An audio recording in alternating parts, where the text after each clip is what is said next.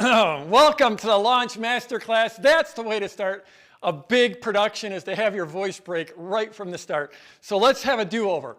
Welcome to the Launch Masterclass. So excited to have you here. This has literally been a year in the planning. It's a big production. I'm so excited. I'm so excited that you're here with me. I'm so excited about the work we're about to do. I'm so excited about what we're about to accomplish.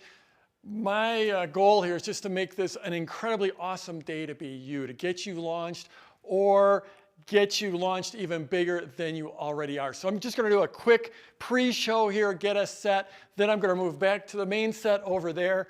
I still can't get over. How about that? It's like I'm waiting a year to say, welcome to the Launch Masterclass, and then my voice breaks right at the beginning. How awesome was that? So in any case, this is the way it's going to work, is that right now we're streaming this two different places. We're streaming it to Facebook in the Launch Masterclass Facebook group, and we're also streaming it on our concierge page, which is sort of the home page for this whole masterclass. The place you should be, and the place I'm going to encourage you to be, is on that concierge page, because that's going to be the best experience.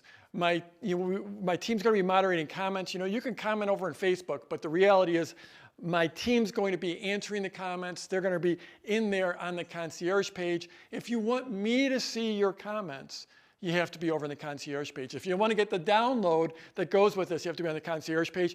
And I want you to get in the habit of going to that concierge page for the next few weeks for this entire masterclass, because I'm going to be releasing extra goodies there, and all the downloads are going to be there. There's going to be extra case studies there. It's going to be an awesome place to be. It's going to be continually updated all through the masterclass. So click on over there. Now, since I want you to be there so much, what I'm going to do is at about a half hour in or so, we're going to cut the feed on Facebook, and the only place to watch this is the concierge page, because it's a better experience on Facebook. You got so many distractions.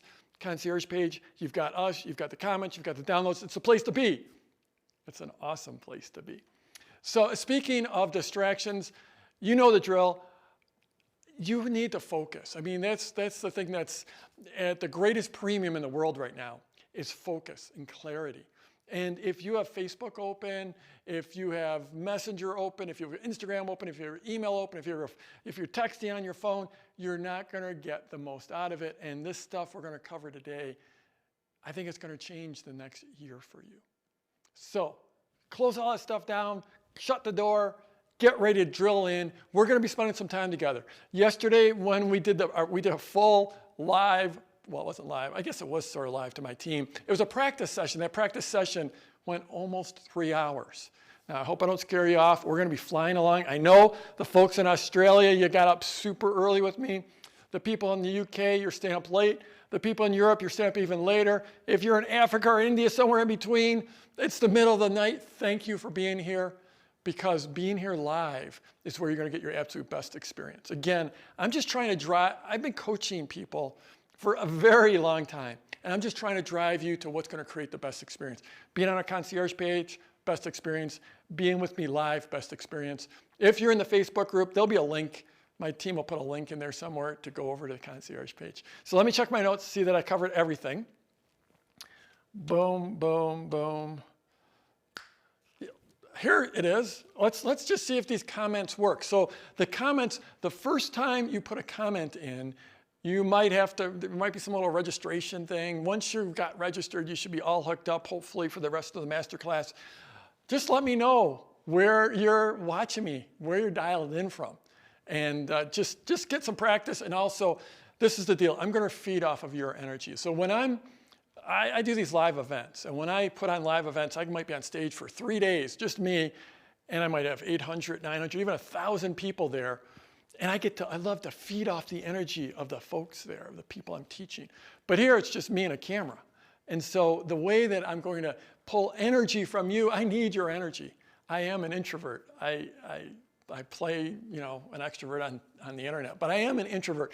I need to pull energy from someplace, and the place I'm going to be pulling it from in this masterclass is the comments. So please ask your questions, give me high fives, let me know you're watching, and we're going to have a lot of fun together. So, one more final thing. We are going to have a super secret segment during this broadcast. So the way that works is this is a segment. It's not going to be long, but it's going to be really impactful. It's going to be really powerful. It's going to be this little segment that will not be in the replay, will not be in the recording. You have to be here live to see the super secret segment. And so I'm not going to tell you when it's going to be. It's going to be at some point during the broadcast, super secret segment. You definitely want to check that out. It's just another way for me to push you to be here live with me, because I know when you're live, it's a different energy. You have a different experience, and you're going to get different results. So that's all I've got for you. I'm about to go back to the main set. So buckle your seatbelts, and let's get ready to roll.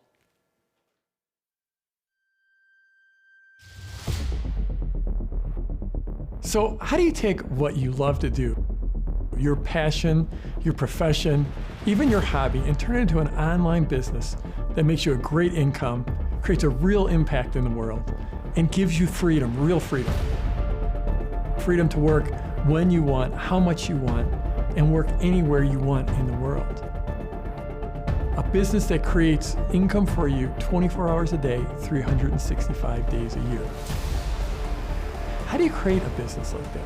Or if you've already got an online business, how do you grow that business fast? Now, the goal of this masterclass is to show you the things you need to know to launch a 6-figure or even 7-figure business online, and create a business where you have a great lifestyle, make a positive impact in the world, and let you do it without being hypey or slimy or scammy. And yes, you really can do it in a way so that your mom and your friends will be proud of you. It might sound like a dream, but I know it's possible because I started with nothing back in 1996. I had no experience, no knowledge, and I've built a business that's given me a great income, an amazing lifestyle, and I've helped thousands of clients from around the world. And more important than my success is my students' success. I've helped them launch and grow their businesses in hundreds of different markets and niches with all kinds of products and services and in dozens of countries and languages.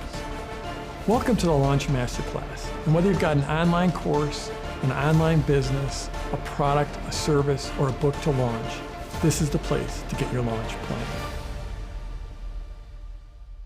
Welcome to the Launch Masterclass. It's a great day to be you. We're going to get you launched. So let's talk about why we're here for a moment. I'm here to teach you the core behind the most successful online launches. The businesses that just take off and just roll and are profitable. That's why we're here. I'm going to show you the core strategy that drives those successful launches. And you need to launch. So let's talk about why you're here. Hopefully you're here because you want to have an online business, or you want to grow that business. You already have that online business. You already have. You want all the income, the lifestyle, the impact that an online business brings you. So if that's why you're here, I'm here to teach you and get you launched. So first of all, welcome. We've got Barbara in Arizona. We've got Blaine in Indiana. We've got Austin in the UK. We've got Ronnie in Norway. We've got Heather in Colorado. Mary in Maui, Africa. Diane in Georgia. Onka in India. Rocket Man. Hey, Rocket Man. Glad you could join us in Idaho. We got Steve in New Hampshire. We've got Luis in Spain. We've got Sandra in New Jersey. And I'm glad you're here. In fact, I'll tell you what. We just opened registration for the Launch Masterclass about 36 hours ago, roughly.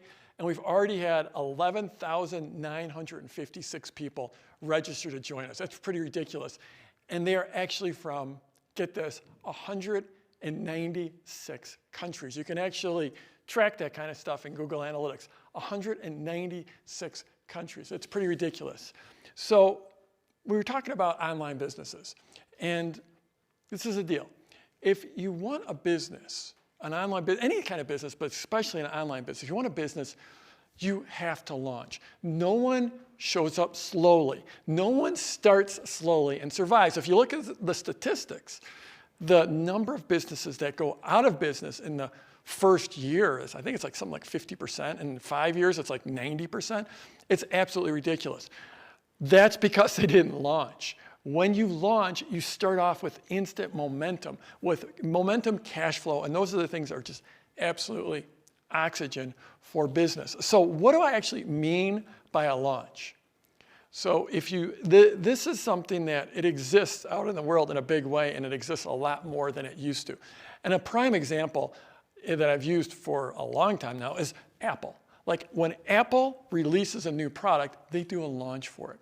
Everyone knows it's coming long before they look forward to that announcement. So for instance, just 2 days ago, Apple announced this new iPhone. Now, iPhones aren't quite as cool as they were, 8 years ago or something, but people still anticipate it. And the reason they anticipate is the way they engineer that launch. So 2 days ago, they had their big media event. So before that, they announced that they were having the media event. Before that, they had these rumors that just magically appeared on all these Mac rumor sites. So you have these rumors, then you have these invitations. It's invitation only for the media event. Invitations going out, who's going to get invited. And then you have the event, and then they announce the product, and then the product's actually available a few days later. If you look at Hollywood, does the same thing. It's the Star Wars movies coming out. Well, it just doesn't appear in the theaters one day, right? They have a trailer. It used to be the one trailer, right? It used to be one trailer a month or two ahead of time. Now it's like, a year ahead of time. And then a second trailer 6 months ahead of time. And then a third trailer. And then all of a sudden, like right before the movie gets released, you notice how all of a sudden the stars are on all the TV shows and doing media events? Is that an accident? No, it's a buildup. If you look at like Kylie Jenner, she is the youngest self-made billionaire in history by selling lip gloss. She sold out, when she initially launched her lip gloss line, she sold out in minutes. So did she just like one day put up some lip gloss on Instagram and it sold out in minutes? No. She had a launch that built into it. She had a pre-launch that built into it. So what I'm going to teach you here is how you and I, how the little guys can do this. How we can have that same powerful launch that the big guys had, right? So I'm Jeff Walker. If you didn't know me, if we're just meeting each other for the first time. I'm Jeff Walker. I've been teaching people how to launch since 2005. Now, my team and my kids, they say I'm like the OG, which I think means a couple different things, like the original gangster, but they say it's the old guy because I guess I've got the gray hair to prove it. But I've been teaching people how to launch since 2005. In fact, I'd love to hear in the comments, some of you, how long have you guys been following? For some of you, who's been following me since 2005? Just go ahead and put that in the comments. And or who maybe, we had a lot of people join in like 2008, and then 2010, we did a big new version, and then 2014, 2016. Just let me, I'm just curious if we've got any people that have been with me since day one in 2005. Because I know we've got people in our community that participate. So just put that in the comments. And just FYI, the comments are a little bit delayed because just the way the whole stream goes out, it takes a few seconds to get here, but I'll see them in a minute. And Cherabelle says she loves the guitars in the background. I didn't even know you could see the guitars in the background, but cool. Okay, so how did I get here? So I've been teaching since 2005. How did I actually get here? Well, I started my first online business in 1996. It was August 29th, 1996. And then I actually started selling products online in 1997. Early 97, I did my first launch. I actually did a launch in early 97. Back then, things were very, very different. I couldn't take online payments. People had to print off an order form and send me a check for real. I mean, the first person ever bought from me, he sent me a check from Switzerland. I couldn't believe it. It's like I was sitting in my home in Colorado and doing it out of the spare bedroom, and I couldn't believe someone was going to send me a check from Switzerland. It was absolutely amazing. I'd never been to Europe in my life. It was ridiculous. So that was the dark ages of online business. It was hard to do things, but that's when I started. And I'll tell you what, when I started in 96, one of the biggest questions I would get from people were like, okay, well, there's that new thing called the internet, and it sounds pretty cool, but is anyone actually making money at it? And yes, I was actually making money at it, starting in late 96, early 97. Who knows, maybe I was one of the first 100 websites that was actually making. I have no idea, but not many people were doing it back then. But the biggest question was, can you actually make money? And then my parents, my family, my friends, my parents, my in-laws, they're like, what? They couldn't understand what I was exactly doing. And what I was doing is I was publishing a stock newsletter about the stock market. That was that simple. And then people paid me to get this email newsletter about the stock market. I had a subscription site all the way back then. Biggest question is, Jeff, what are you doing? You're sitting there in the spare bedroom on the computer all the time. What's going on? And then a funny thing happened. This took a long time. It was like the worst. People would say, like, you meet someone, what do you do for a living? And it was even worse with my family, like, what do you do for a living? Then Forbes actually wrote an article about me. I think it was in 2015 or something like that, maybe 16. And they came out with this article, and you know the way Facebook is. Like, one person put up a post about it, and they tagged me, and then all of a sudden, since they tagged me, all of my family started to see this thing. And it's like, Jeff Walker, the $400 million man, making money online. And all of a sudden, they started to understand that this was like a real business. And here's just a punchline here. Or this disclaimer, let's put it that way. I didn't make $400 million, and I still haven't made up $400 million. That was referring to my students have made $400 million. They've done $400 million in launches. Now remember, that article came out a long time ago, and that number's gotten a lot bigger since then. But along the way, we, collectively, me and my PLF students, have changed the world. It sounds... it's a big claim, but we have changed the world. And I think you're actually, as we go through this masterclass, you're going to meet some of those people that helped me change the world. And the reality is that online business, in 96, 97, 99, 2000, 2004, it was still a strange thing to have an online business, but now all business is an online business. Every business has to have some kind of online component, and so many of them are 100% online. And it's no longer strange. In fact, I'm sure that either you have an online business or you are sure, I'm sure you know someone that's got an online business. So what I'm going to teach you here is the core of what we call the product launch formula, or PLF for short. Product launch formula, PLF equivalent. Even if we've just met each other, even if you've never heard of the product launch formula, you have absolutely seen it. Because PLF is the way that influencers, that thought leaders, that experts, that gurus, that domain knowledge experts, it's the way they build their business. It's the way they launch their business. It's the way they create their business. It's the way that influencers become highly paid influencers and thought leaders become highly paid thought leaders as they launch. They have all used PLF in one form or the other. There's several different types of launches. We'll go through them all during this masterclass. But they've all done it. They've all learned from me, or they've learned from someone that has learned from me. Now, I know this sounds super egotistical, but you've actually found the source. Like, if you trace back, they're out there, if you trace back where they've learned and how they got their launch, almost all of them come here, and they land with me and the PLF community and this launch masterclass. So this isn't theory, this is proven. It's a well-trodden path, a well-worn path, and that's what I'm going to teach you. I'm going to teach you that core of PLF today, really the core, and then in the coming lessons, blow that out into the different types of launches and how it actually fits into your life. So, if you've ever wondered how they launch and how they get so big so fast, you're about to learn how. So before we go any further, I've got some disclaimers here. I have, or just some clarity of what's happening, what's going on. So I'm coming to you from, this isn't my home, this is my secret headquarters. It's just a silly name we call. This is where sometimes I have clients over here. We've got a video studio here. This is where I get the work done. This is my office. It's the secret headquarters. There's normally furniture here. This is like the living room area. We cleared out all the furniture. We stuffed it in the back room back there, and we turned it into basically like a little TV set. There's no magic tricks here, nothing terribly special. It's just me and you and a camera. I'm coming to you from Durango, Colorado. This is my hometown. I live here because I can live anywhere. We're way out in the mountains. We don't have the best internet connection, but otherwise it's an amazing place to live. I've got a bunch of cameras around. I have a lot of teams supporting me. We've got I have now grown up a big team to help me get my work out into the world. A lot of them are off-site. They are, because we have a virtual team.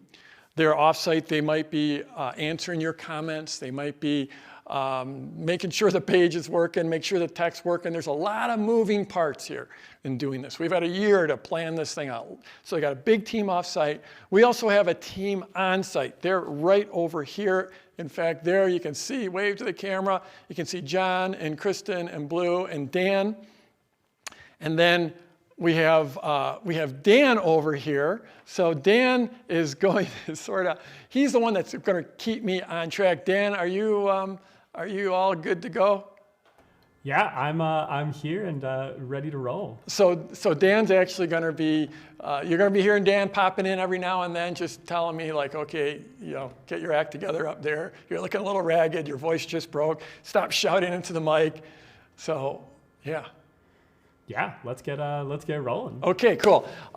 So I have my computer here, and I've got some slides here just to remind me what to say. So I'm not magically going to talk for 3 hours without any prompts. I do have, I can be very extemporaneous, and you'll see me go off on stuff, and you'll see me riff on stuff, but this is just keep me on track. I've got a monitor right there, and that monitor is basically, I can see the picture. I can see what you can see. I've got some notes right there that John's going to be feeding me your comments. Theoretically, I'm going to be able to pop over and see comments here as well. But like I said, theoretically, I'm not sure 100% that's going to work. But let's see if they're right there. I'm having problems with my connection. Yeah, I can't get through to my own website right now. There we go. It loaded up. Whoa, it loaded fast. How about that? It's loading fast. There's comments. I can actually see comments. I can see hello from Ariel in Copenhagen. Been with you since 2014. That's from Dwight. I love that. Phil Meyer's been following me since 2010. Gary since 2015. Laura since 2008. Carol since 2013. Amanda, welcome since 2019. Woohoo! Maybe like September 2019. That's awesome.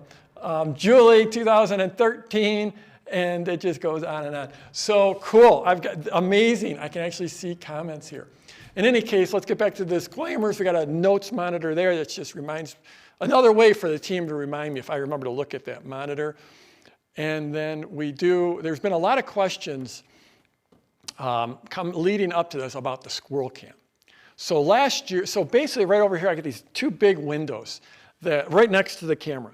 And in fact, in one of the big shots, you can probably see it. Can they actually? Yeah, they can see you can see, I'm looking over at the camera, and there's those big windows right there. And last year, we're about 10 minutes into doing our first lesson. And you know that,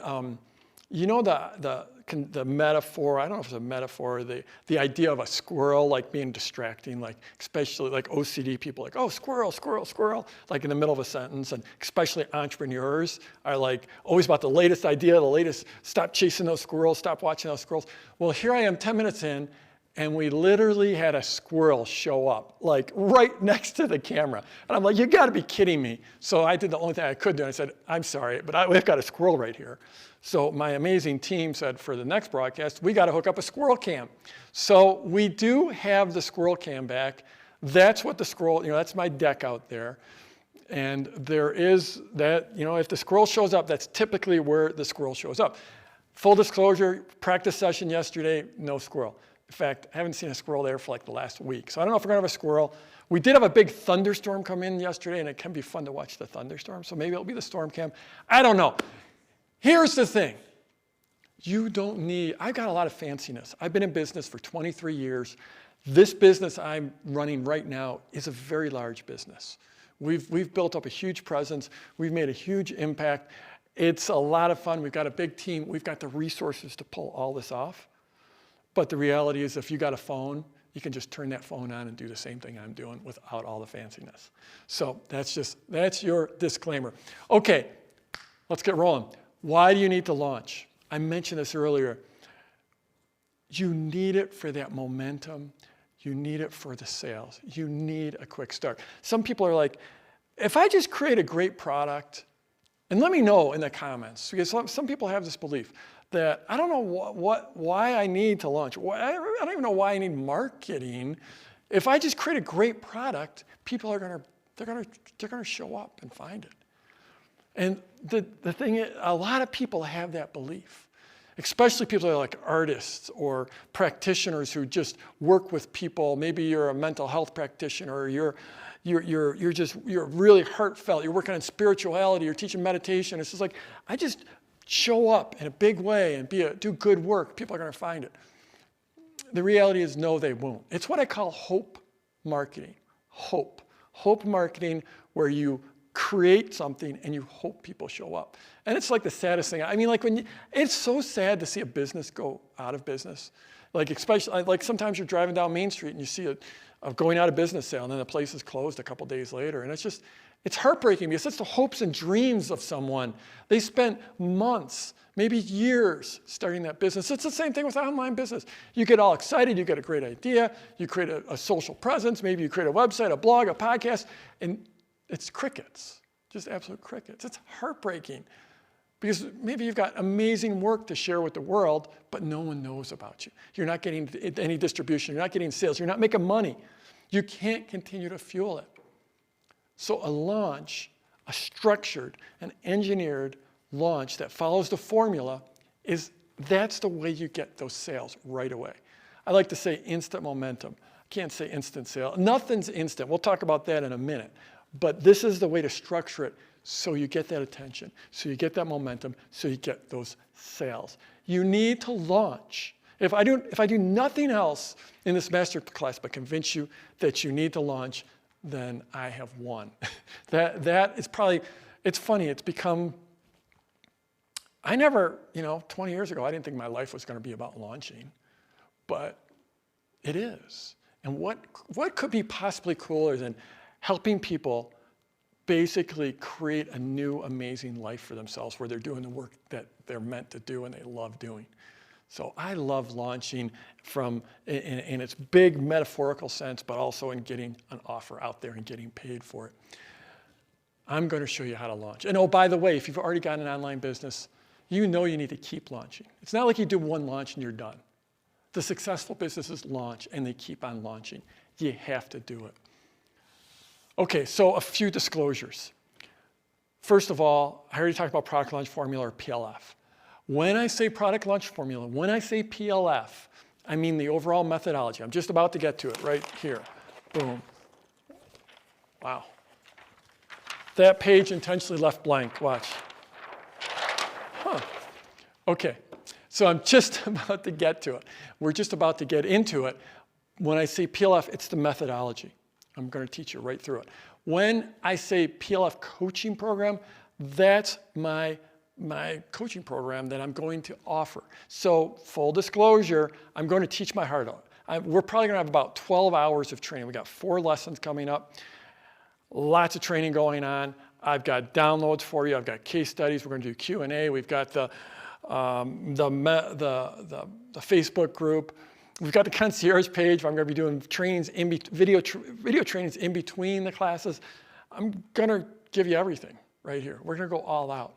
That's the Launch Masterclass. At the end of the Masterclass, I'm going to open up the Product Launch Formula coaching program and let people in. We do this once a year, Launch Masterclass, and then we open up registration for the Product Launch Formula coaching program. So 2 different things. Product Launch Formula coaching program is my high-end coaching program. I will be telling you about that.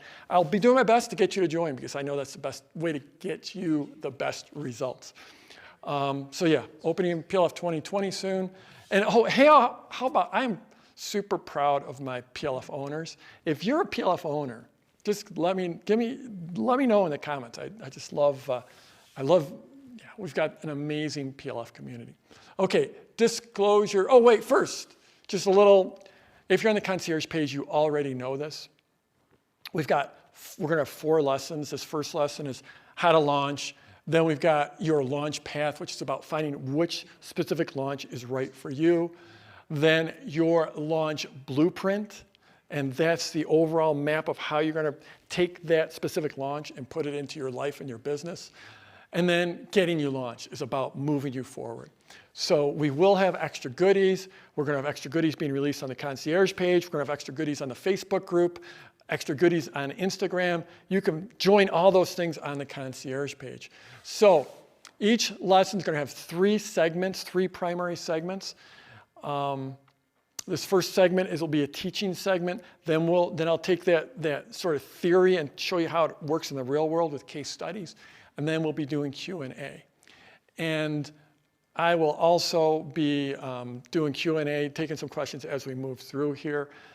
And Maxime says, I feel like my marketing career is going to get a kick in the butt after these 4 live videos. I hope so. That's what I mean, we're working hard to kick you in the butt, to get you moving. Absolutely, absolutely. Paju says, you have to launch because you can't hide light under a bushel. No one is going to see it. I love that. Absolutely. So ask questions. Keep on asking questions. I'll be looking at them here. Team will be feeding them to me. And boom, there you go. Remember to stay with me live. Super secret segment's going to be awesome. Disclosure number 2, this is not get rich quick. I've been teaching product launch formula since 2005. I've actually had 1 million people now. 1 million. It sounds ridiculous, but you do, probably this number, which is almost 12,000, it's probably going to be 40,000 by the end. And if you do it for 15 years, you end up with 1 million people going through your workshop. So I've had 1 million people go through this, but I've never promised you're going to get rich quick. This is get rich. Well, it's get rich slow. That's what worked for me. But it's better than not getting rich. There are no magic tricks. This is a formula. You follow the formula. You work the formula. It's a formula that works, but it requires work. PLF works, but you have to work it. So there is work involved. Sorry to break your heart. We probably lost a bunch of viewers right there who thought they were just going to give you a button you could push. There's no button you can push, but there's a formula you can push. Okay, so first of all, I'm curious, why are you here? What's the big why? What's the reason that you're here? I'd love, and wait, we got PLF owners. Looks like we got a whole bunch. I'm not going to read. Amy, Michael, JT. Hey, JT, how's it going? Jorge, it just goes on and on. Lots of PLF owners. So why are you here? That's the big question. Why are you here? For me, in creating anything in my life, creation only comes through clarity, and it comes through focus. And the only way I can get focused is when I really get clear on why I'm doing something. So you probably know this symbol here. It's a $. We got people from 196 countries, so maybe you don't use US dollars, but you understand the $. This stands for money, at least in this latitude. And then I've got a world over here. And what I've noticed is the people in my tribe, the people that have been with me since 2008 or 10 or 15, they tend to, they come into my world and they either they're like I was when I started out, and I was desperate to make some money. That's the way my story started. It's just absolute desperation. I was a stay-at-home dad, and my dream was to make $10,000 to try to help support the family. My wife was out working, supporting the family. I had 2 babies at home. $10,000 is going to change everything for me. So I was really focused on money. That's really what I cared about in my business. I mean, I wanted to take care of people. I wanted to have a good product. I wanted them to be happy with my product, but I really just wanted money. I needed money. I was desperate, absolute desperation. So a lot of people come in and they're like I was. It's just, Jeff, I just want to make a lot of money. I want to make $1 million. Wouldn't that be awesome? And then a lot of people come in and they just want to change the world. They're therapists, or they're practitioners, or they're artists, or they're authors. And they just want to change the world. It's like, yeah, money's fine, but really it's all about changing the world. But what I find is that once people start to really do well and have that money, then most of them migrate to making an impact, to helping people. And what I've also noticed is the folks that want to change the world, they start to understand pretty quick that the way you change the world is you build a business. Even if it's a nonprofit, you build a business. And that business is what will give you the leverage, the platform, and help you get out there. Without just sitting home and meditating about making the world a better place on your front porch and just trying to send out a great aura and great energy into the world to change the world. I don't think your odds are that great. I think your odds are a lot better if you actually build a business that helps you build a platform. So if you want to change the world, then making money is a really good idea, and that's why we're here. And it's funny how I see this dance go back and forth. And really, if I asked why you're here, and here we go. We have Kenneth. I'm here because I got a transformational message that's begging to get out there. Kenneth truly saved the world. Anna says, I've just started a coaching business and need to get known. Do we have anyone in there? It's just like I'm like Jeff, I just need to make $10,000. Anyone out there, or is it just all save the world folks?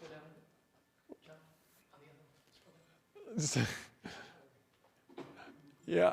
I'm here to serve better. Awesome. You're here to save the world. Anyone here just, yes, I'm desperate too. That's exactly where I am. This is from Aaron.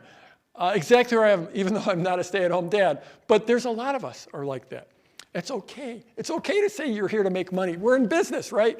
Okay, so when I think about why, and I've thought about this a lot, because when I made this transition, I made a transition from, just wanted to make 10,000, and then the launches started to get better and better and better, and then crazy stuff started to happen, like $1 million hour, literally, in one of my launches. And then I'm like, okay, I want to make an impact. And I started to think about that a lot. And really this didn't come quickly. This took a while for me to get to. I went to meditation workshops. I went to Tony Robbins' work. I went to Lifebook. I did all kinds of stuff to try to figure out what's my life about after I made all this money. And what I realized my life was about making an impact, specifically on entrepreneurs. My shorthand, and this sounds a little funny to say, but my shorthand was, I'm about the future of all humanity, because I think entrepreneurs are the ones that are changing the world. And I'm here to help entrepreneurs, and specifically online entrepreneurs.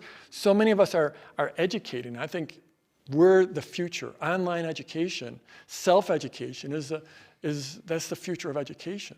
And if helping entrepreneurs and helping educators isn't the future of humanity, I don't know what is. So that's my story, and I'm sticking to it. I'm here for the future of all humanity, but I've thought about this kind of stuff a lot. I've been doing it for a long time, and what I realized is that we're all, and I'm looking at your comments coming in, I want to make money. I just need to support my family.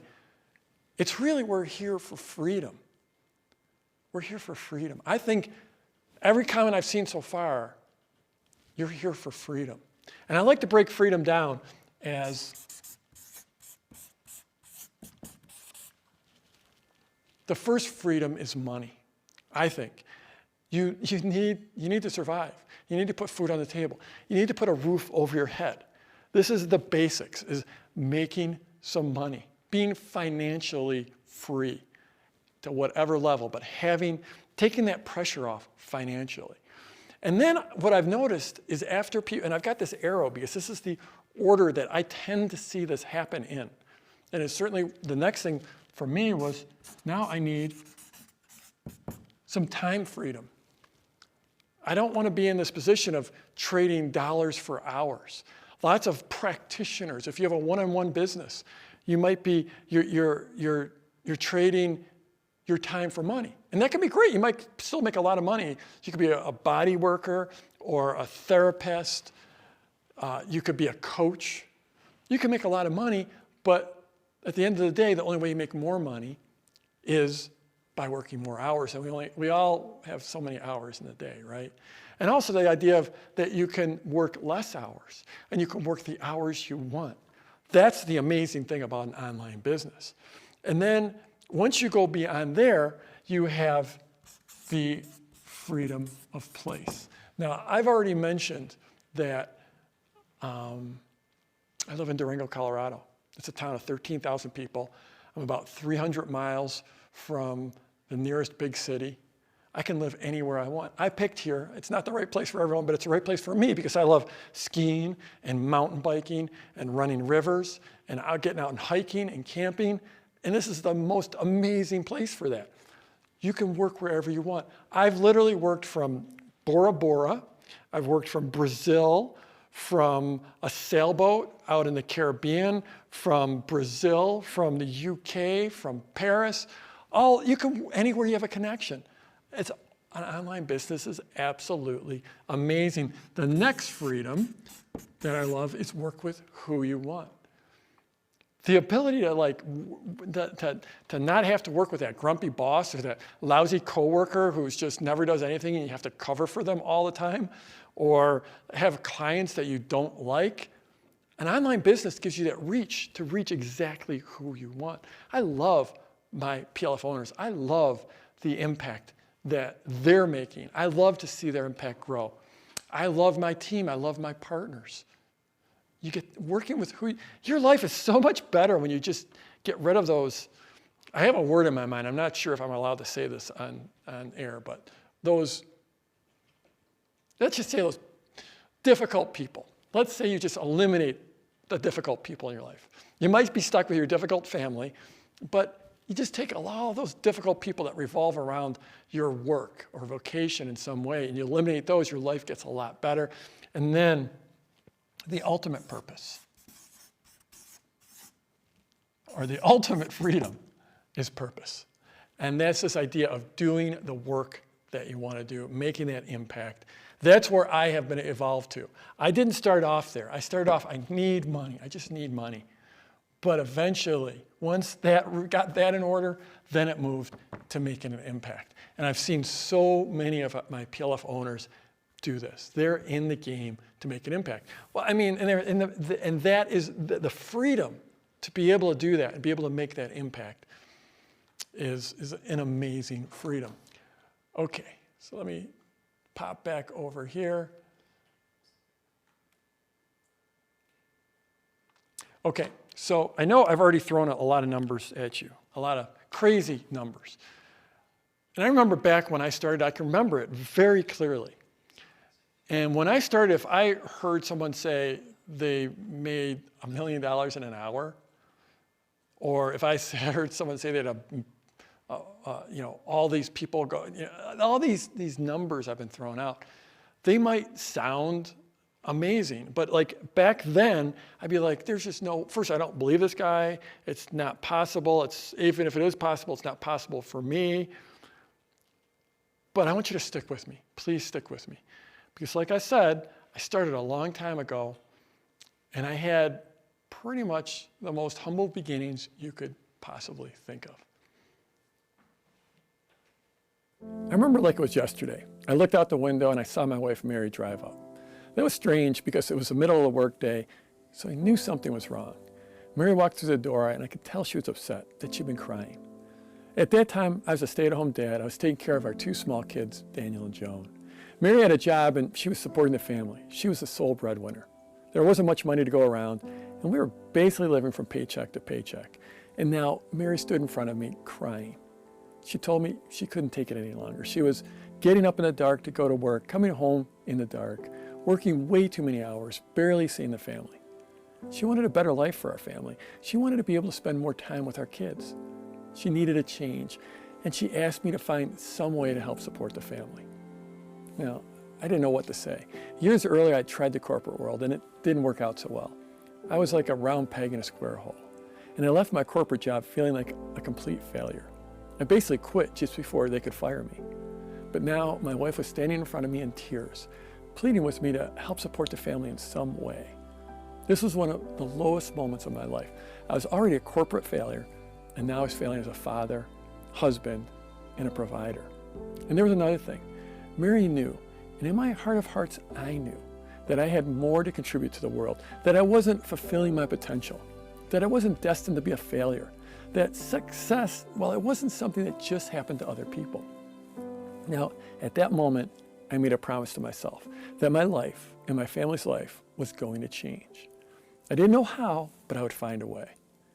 And shortly after that was when I had this idea to start publishing an email newsletter. That was way back in 1996, and the internet was really just getting started. At that time, I'd been studying the stock market very closely for years, so I decided my newsletter would be about investing in the stock market. It was August 30th, 1996, when I sent that first email newsletter. It was a free newsletter, and I sent it to all my friends. Now, of course, back then, not everyone had email. But the funny thing is, nowadays, I often have people ask me about getting started, especially when they have no contacts or following or email list, or they're not a recognized expert. Well, this is what I tell them. When I sent that first newsletter, I had 0 credentials. I had no fancy letters after my name. I wasn't a stockbroker or a registered investment advisor or anything like that. The only credentials I had was I had been home taking care of my kids and making peanut butter sandwiches.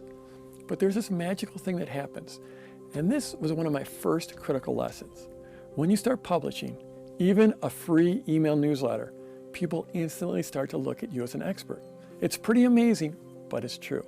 And as far as having a list, I had 19 emails on my list for that newsletter. And one of them was my wife's email address, and one was my second email address. The thing I've learned since then is that everything and everyone has a start, and it's usually very, very humble. Nowadays with social media and with everyone connected all the time, it's so much easier to build a following. Anyone can do it. You just have to decide to get started. In any case, soon I was getting subscribers through word of mouth. I couldn't afford a domain name or web hosting, but there was a place that offered a free website. So I figured out how to put up a basic website. I have to laugh at what that site looked like now. I mean, it was really ugly. I mean, nowadays there's amazing tools so anyone can build a good-looking site in minutes. But back then it was like rocket science to me. I wasn't a programmer and I didn't have any tech skills. So in a few months, I had several hundred people on my list. I wasn't making any money yet because it was a free newsletter, but I started to think that maybe I could sell something to my readers. So I came up with a plan for a paid version of my newsletter. This would be my first product. But the big problem was that I didn't know how to sell. I'd never been a salesman. I knew nothing about marketing or sales. I certainly didn't know anything about selling online. I mean, this was 1996 and almost no one was actually selling stuff on the internet yet. And I had another problem. The idea of selling just, well, it really creeped me out.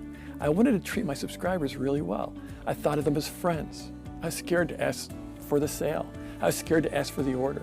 I didn't want to seem slimy or act like a used car salesman. But here's the thing, I had to take action. I had promised myself that things were going to change. So that's when I came up with the idea that made all the difference. And I didn't know it at the time, but eventually that idea would completely change the course of online marketing. This was the idea. I decided that before I ever asked for the sale, I would send my readers a sequence of super valuable content. And that content would naturally lead into the sale. And I would turn my launch into an event, sort of the way they do in the movie business. So that's exactly what I did.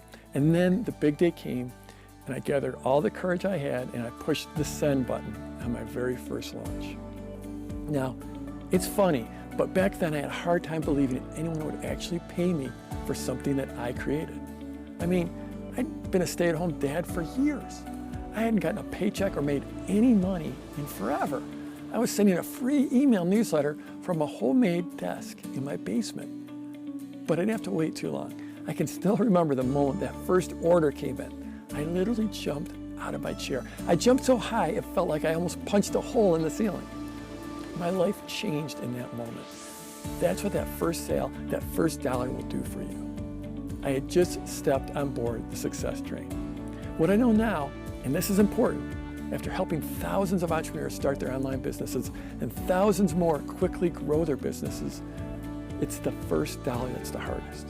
And it's also the most important because it puts you in the game. So that first launch ended up at $1,650 in sales. That was huge for me. It was an amazing boost for my family's budget. And I had this thought go through my head, and it's one of the most important thoughts I ever had. I thought to myself, if I just made $1,650, I could do it again, and again, and again, and I might even get better at it.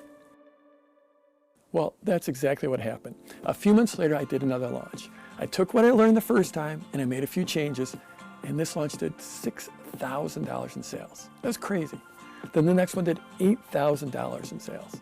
Then about 18 months later, I did the launch that brought Mary home to be with our kids and to help me in my business. That one did $34,000 in a single week. That was incredible, and it completely changed our family's life. Of course, I couldn't imagine it at the time, but I was just getting started. For example, and this shows just how quickly my thinking changed. A little over a year later, I needed $70,000 for a down payment on a new home. So I did a launch, and it generated $106,000 in sales. And then just a few years later, it was my first $1 million launch. I mean, it's been a crazy, amazing ride. But here's the thing. No matter how big the launches get, the most important launch of my life was that first one. The launch that brought in my first sale, made my first dollar, the launch that did $1,650. Because that launch showed me what was possible. That launch gave me the jump start that I needed. And really, that's why I'm so passionate about teaching entrepreneurs how to launch. Whether they're just starting out or whether they have an existing business and they want to go to the next level. Business is all about momentum. You're either growing or you're dying. And there's no better way to get momentum fast than with a properly executed launch. It's not about luck or hope. It's about having the right formula and putting it to work. So how do you go from a stay-at-home dad and struggle to put together a launch at $1,650 up into launches that do millions of dollars? That's what we're here for. That's what I'm going to show you. So I'm going to show you what we call the sideways sales letter. That's the core behind all this. But first, I have to give you a little reference. So there's this thing called the sales letter. This is the old style sales letter. And so the old style sales letter is, you've probably been to one of these pages before. And no one ever says, I want to go visit a sales letter. Someone sends you a link, you click on it, and first you see this page load, and there's a headline up here, and the scroll bar is like this, and then it gets really small as all these pages load. And then it ends up being just this tiny little thing, and there's something for sale, and you know there's something for sale there. So what you end up doing is this is what I end up doing, what most people end up doing, is you just take that little thing with your cursor and you scroll down to the bottom to see what the price is.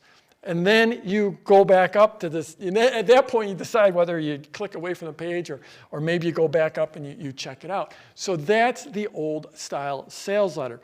Now, this used to work. It used to work back in the 90s and the early 2000s. And sometimes it still works, and sometimes, frankly, I'll still use it. But it's not that effective. So there's a formula that people follow here. And the formula is you define the problem for the people visiting. So maybe it's a site about learning how to play guitar. So you define the problem as, okay, you bought a guitar, but you don't know, you bought a guitar 3 years ago, but you still can't play a song. So that's the problem you define for someone. And you're trying to sell it like a learn guitar course or membership to someone to get them to learn it. So you first define that problem, and then you agitate. You make them feel really bad about that problem. You bought that guitar, you still can't play a song. You spent $300 on that guitar. No one's, it's just sitting there, not collecting dust. Like literally, you can go over, there's dust all over it. In fact, last time you had a party, you bought the guitar, you bought it for a reason. You wanted to be able to play songs, right? You wanted to maybe you wanted to impress people. Maybe you thought you might be able to pick up some girls or something. And then you have a party, and some guy comes to your party, and he picks up your guitar and starts playing it, and he gets all the girls, right? So that'd be an example of agitating, right? So you define the problem, then you agitate them, and then you solve the problem. So this is the old school sales letter: problem, agitate, solve. Problem, agitate, solve. Define the problem, get them feeling really, really bad about their problem, and then you offer the solution, but when the solution is to actually pay you for it. Now, like I said, this used to work. There are still times where it does work, but it doesn't work nearly as effectively as what I call the sideways sales letter. And this is the sideways sales letter. So instead of, like those sales pages, they might be 10 pages long. Like if you printed them out, they'd be 10 pages or 20 pages. I saw one recently that was literally 50 pages long. But it'll make the math easier. Let's just say you have a 10-page old school sales letter. You take that and you turn it sideways. So you went from length to vertical to sideways. And this has made all the difference. This is how you build value and deliver value and have that lead into a sale. The reason those old style sales letters don't work is there's so much noise out there on the internet. Online, there's just so much coming at people, and they don't believe you. And they see just this long letter, and like, why should they believe you? Well, I'm going to show you how to get them to believe. It's the sideways sales letter. So instead of 10 days of vertical, let's just make it 10 days. Instead of 10 pages long, we make it 10 days long, right? 10 days. And that's what we call your pre-launch. And in that time, you deliver some real value. First of all, so we have 3 different pieces in your pre-launch plus your open cart piece. So it's 4 pieces of what we call PLC. PLC stands for pre-launch content. Pre-launch content. So you have PLC number 1, pre-launch content number 2, pre-launch content number 3, and PLC number 4. So the way you do this is and typically, these days, a lot of this is done via video. It can be done via email. I love email launches. They're my favorite because they're so simple. It can be done via podcasts. I'm sure there's some other things I'm forgetting, but you deliver these value, then you make your offer. So this first one is what we call the opportunity PLC. I'm just going to say video. It's easy for me to say video. Again, it doesn't have to be video, and even if it's a video, you don't have to be on camera. You're all about the opportunity, or also a lot of people don't like that word, opportunity. I think it's a great word, but you can also think of it as a journey. So what you're doing here is you're defining the opportunity that someone actually can learn to play songs. And what it's like in your life if you can learn to play songs on your guitar, or you can learn to meditate, or you can lose weight, or you can finally get in shape, or you can have a great relationship with your parents or your spouse. You can learn to play tennis. You can learn to get your serve in. You can learn to hit a straight drive when you're golfing. You can learn to knit. And this is what your life will look like if you do that. So I personally think that one of the highest services you can do for another human being is if you show them they have the opportunity to have a better life. And at the end of the day, we are all either, we're taking away pain or we're delivering pleasure. That's what, no matter what you're selling, it comes down to those 2 things. You're taking away pain, or you're actually, my team is flashing me a note. Sorry, my team's flashing me a note that we're at our time for Facebook. So if you're watching on Facebook, you should cut on over to our concierge page. There's going to be a link in the comments. Head on over there. We're about to kill the Facebook feed. Watch me on the concierge page. You're going to have a better experience. I'm going to be able to see your comments there. So this first one, like I said, I think showing someone how they can have less pain or how they can enjoy their life more, whether it's by playing better tennis or meditating better or losing weight or any of carving wooden dolls, being able to grow big tomatoes, being able to eat a great diet, getting stronger, showing them they really have that opportunity to change your life. One of the greatest gifts you can give to anyone.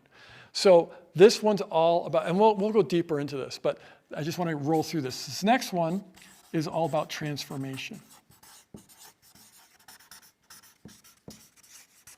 There we go. Transformation is PLC 2. So if this one is sort of about this opportunity that you can learn to play songs on the guitar, this one is about what their lives will look like once they have that transformation. Often you can use case studies really well here, testimonials. One of the things I want to emphasize is you are actually teaching. You're delivering real value.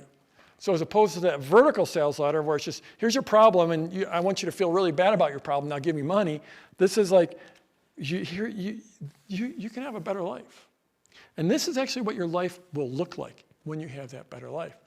Now, this next one is what we call ownership. And ownership is all about getting them to really feel, to take on that change. Here, it's a change, right? Taking away, delivering pleasure, taking away pain is a change in their life. This is what their life is going to look like. This is getting them to really feel that. And again, we'll get to exactly how to work this out. But then this final one is what we call enrollment.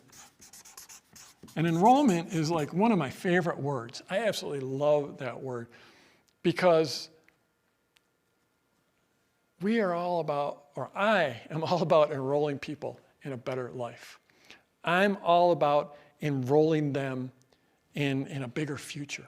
I'm all about having a bigger vision of their future than they have for themselves. And then getting them, then sharing that and enrolling that in them.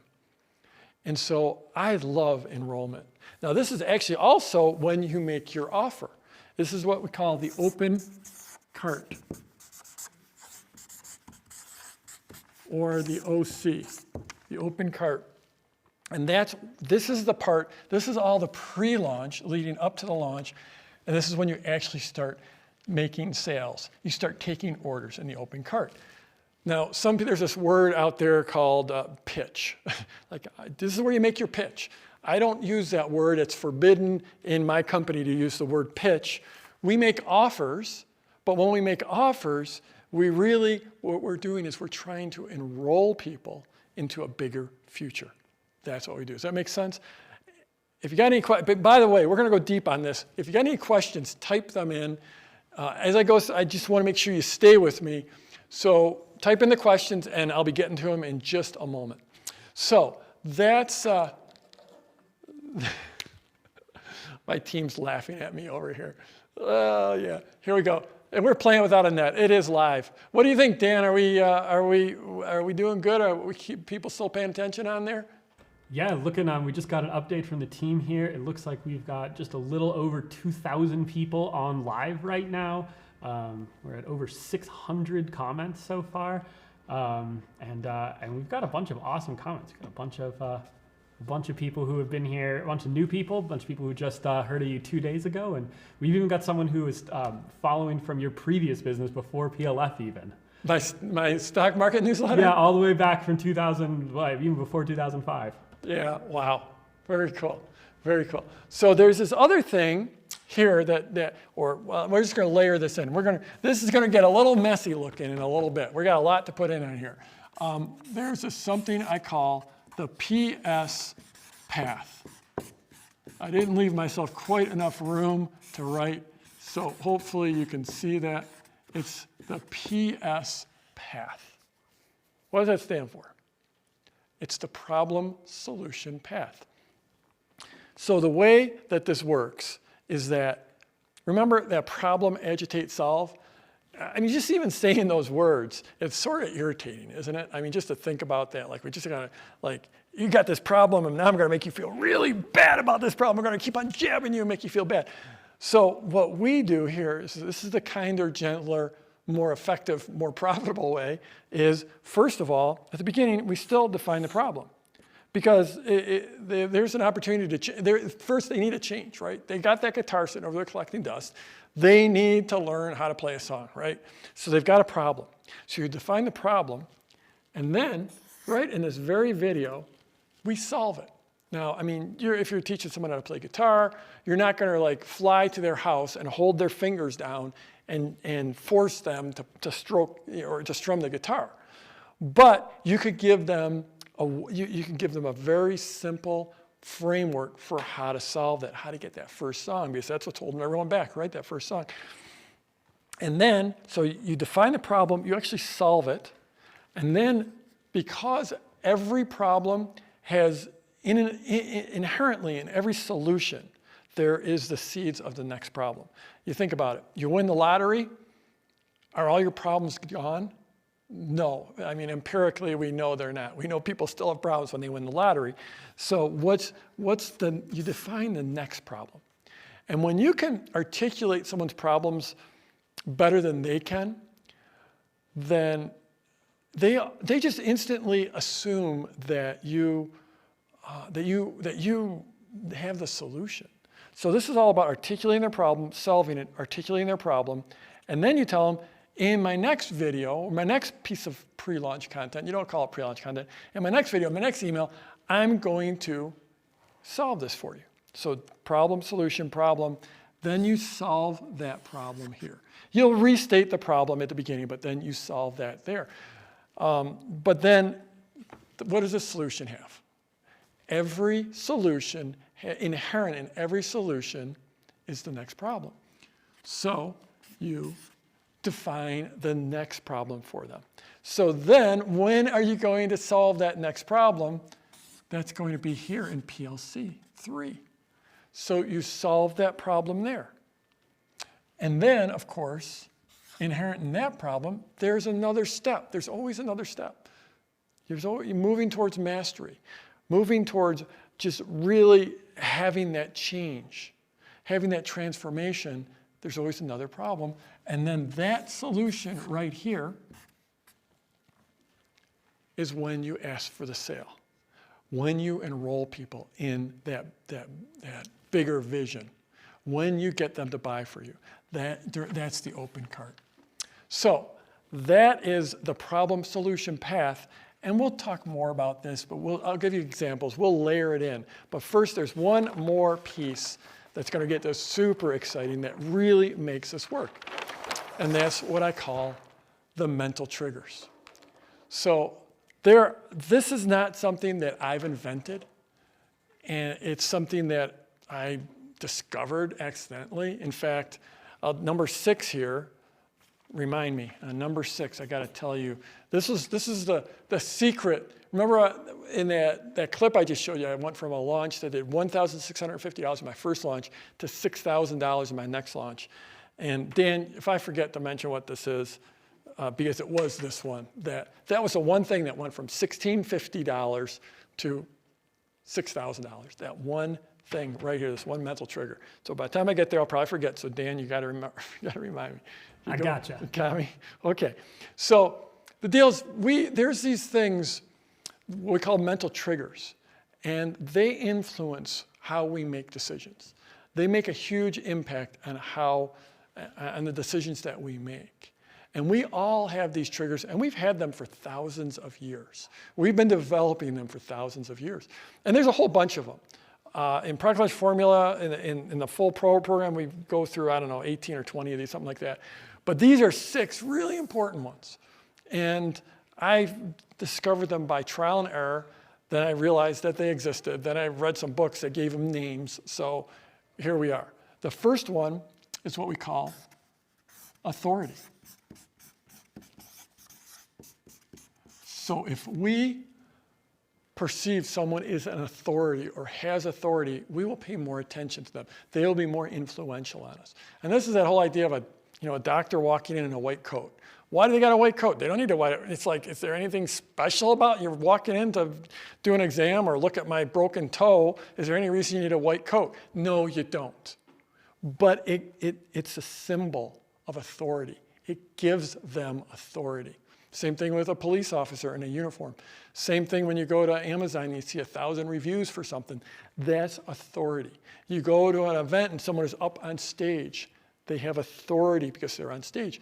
When you're perceived as having authority, it makes you more influential. People will pay attention to you. And you can build this, all of this, I'm going to show you how it works in the sideways sales letter. Okay, so the next one is community.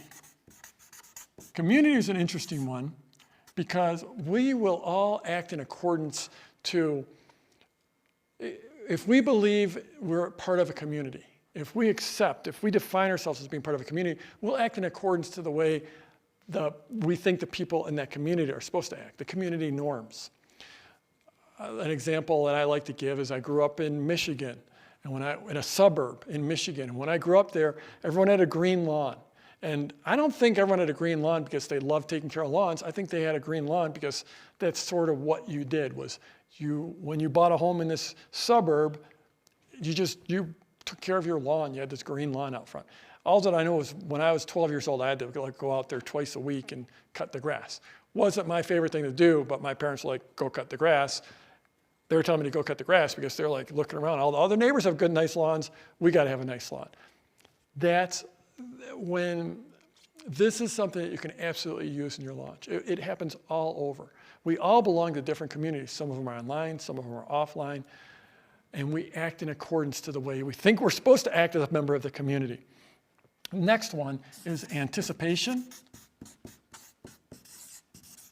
And anticipation, we all look forward to events, weddings, births, graduations, holidays. They're big deals, and we look forward to this, like the Super Bowl.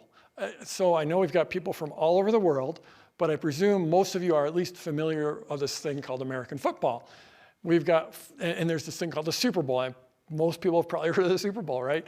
Well, all season long, there's 16 regular season games, and then some of the teams make it into the playoffs, and there's games happening every single week.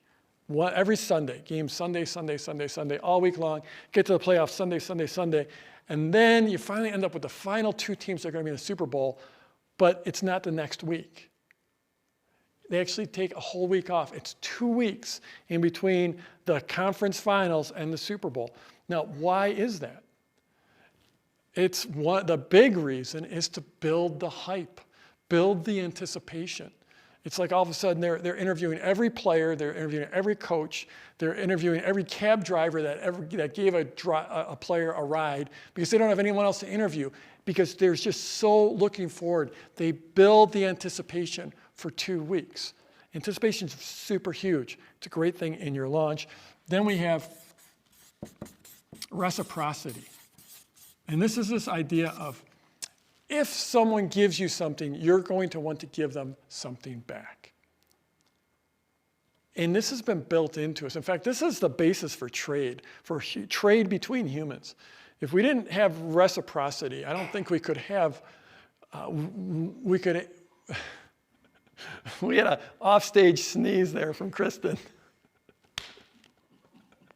You can't make this stuff up. Can we get a shot of Kristen folks. Right now? Get a shot of Kristen right there. She's a little embarrassed, right? She's turning red. Yes. Okay, reciprocity. If you give something to someone, they want to give something back to you. So this is that idea, there's a lot of holidays where gift giving is like a thing. Like for me and my family, we celebrate Christmas. They're a big part of Christmas is giving gifts. And if someone shows up at your front door and they've got a gift for you and you don't have a gift for them, then you feel pretty lousy. That's reciprocity at play. And it's a super powerful trigger. Like I said, I think it's the basis for all trade. I mean, if we couldn't trust that we were going to make a deal with someone and we're going to trade either some item for another item or some item for money or some item for gold or whatever, if we didn't trust that we were going to give that back and forth, then we probably couldn't have trade. And who knows where we would be, but reciprocity makes that possible. Then we have one of my favorites is social proof.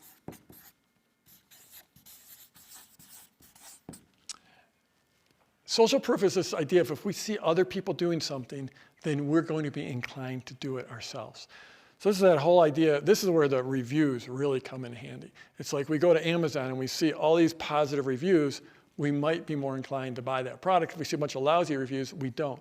We look to other people for clues on how to act. A classic example that I like to use, I've seen this play out a lot in myself, is like if you're with a group of people, and we had a mastermind come in here, and we went up to Leadville, which is this town nearby, and it was time for lunch, and everyone was breaking up to go to lunch in different groups. And I found myself in this group where there were some people up front that were just walking, and I assumed that everyone in the group assumed they knew where they were going. But they had absolutely no clue where they were going. They were just walking around, and at some point they turned around and said, "Hey, Jeff, where's the good restaurant?" I said, "I don't know. I thought you were going to find a good restaurant." We can all fall into that of just blindly following other people. Well, it's super powerful, and you can use it in your launch. I'm going to show you how. And finally, we have scarcity. Scarcity is this idea of, and Dan, I actually got this. I remembered. Is that pretty cool? Yeah. Nice. Cool. I'm on it. We got a win for the day. Win for the day. Okay, so I still might forget to talk about it. I got to define it, so I still might forget.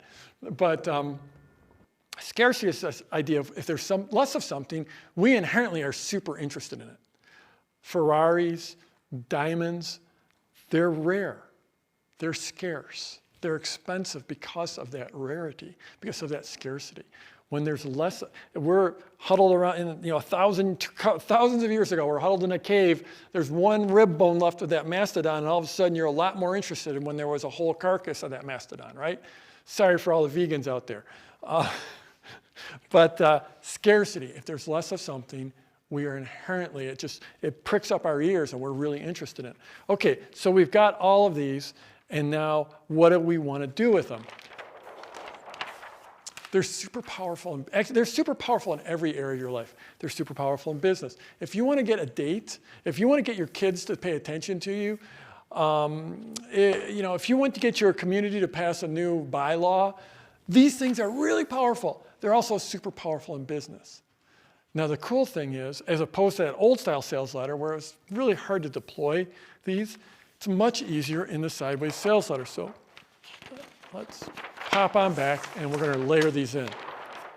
So, first of all, first one we talked about was authority, right? So authority plays in, let's go with a different color here. What are we going to do? How's green showing up for you? So with authority, when you deliver this content, and it could be just a great email, but I love, videos work really, really well. When you just come on out and you truly give real value here, one of the things you're doing is you're establishing authority. Because you have to be an authority to be able to give that away, to even have it to give it away, to be able to present this content, this pre-launch content. There's authority. So you're building authority all the way through, so that by the time you get to open cart, you've built up massive authority. You're someone they're going to pay attention to. Next up, we have, community. So typically during one of these, here's this pre-launch content, we'll have comments down here below each one of these. We usually don't do comments here in the open cart, but we'll do comments on each one of these.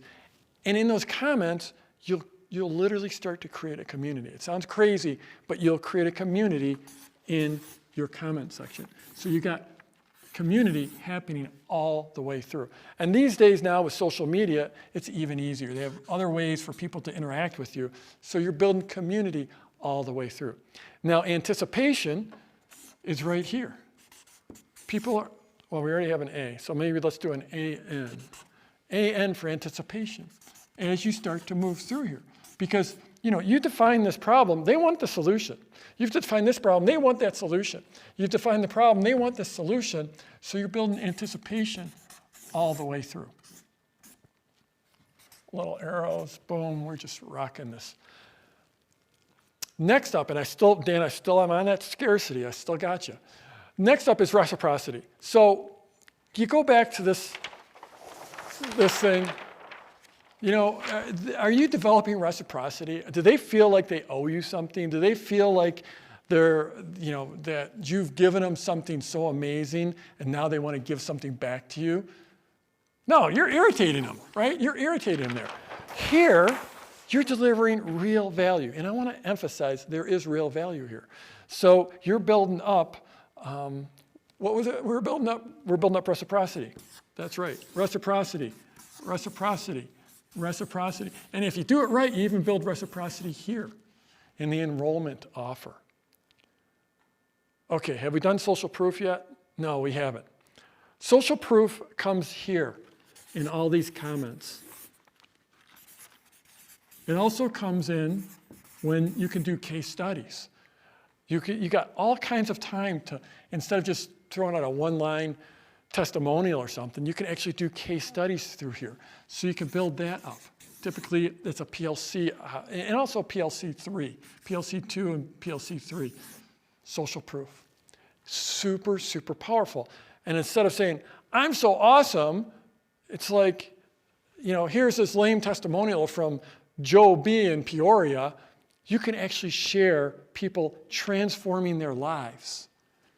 People really taking ownership over that transformation in each one of these in your case studies in social proof. Finally, we have scarcity, and scarcity starts to come in later on. So you've moved through here, and you've made it clear that you're going to build this value, but you're only building this value for so much time, and then you get to the open cart. And in the open cart, so I'm going to get real technical for you here, is that something, so this is the technical part. I like to say something bad has to happen. That's the technical part. Something bad has to happen at the end of your open cart. So this is your actual launch period. This is when you're actually making sales. And it's got a definitive beginning. That's anticipation, right? You're building anticipation there.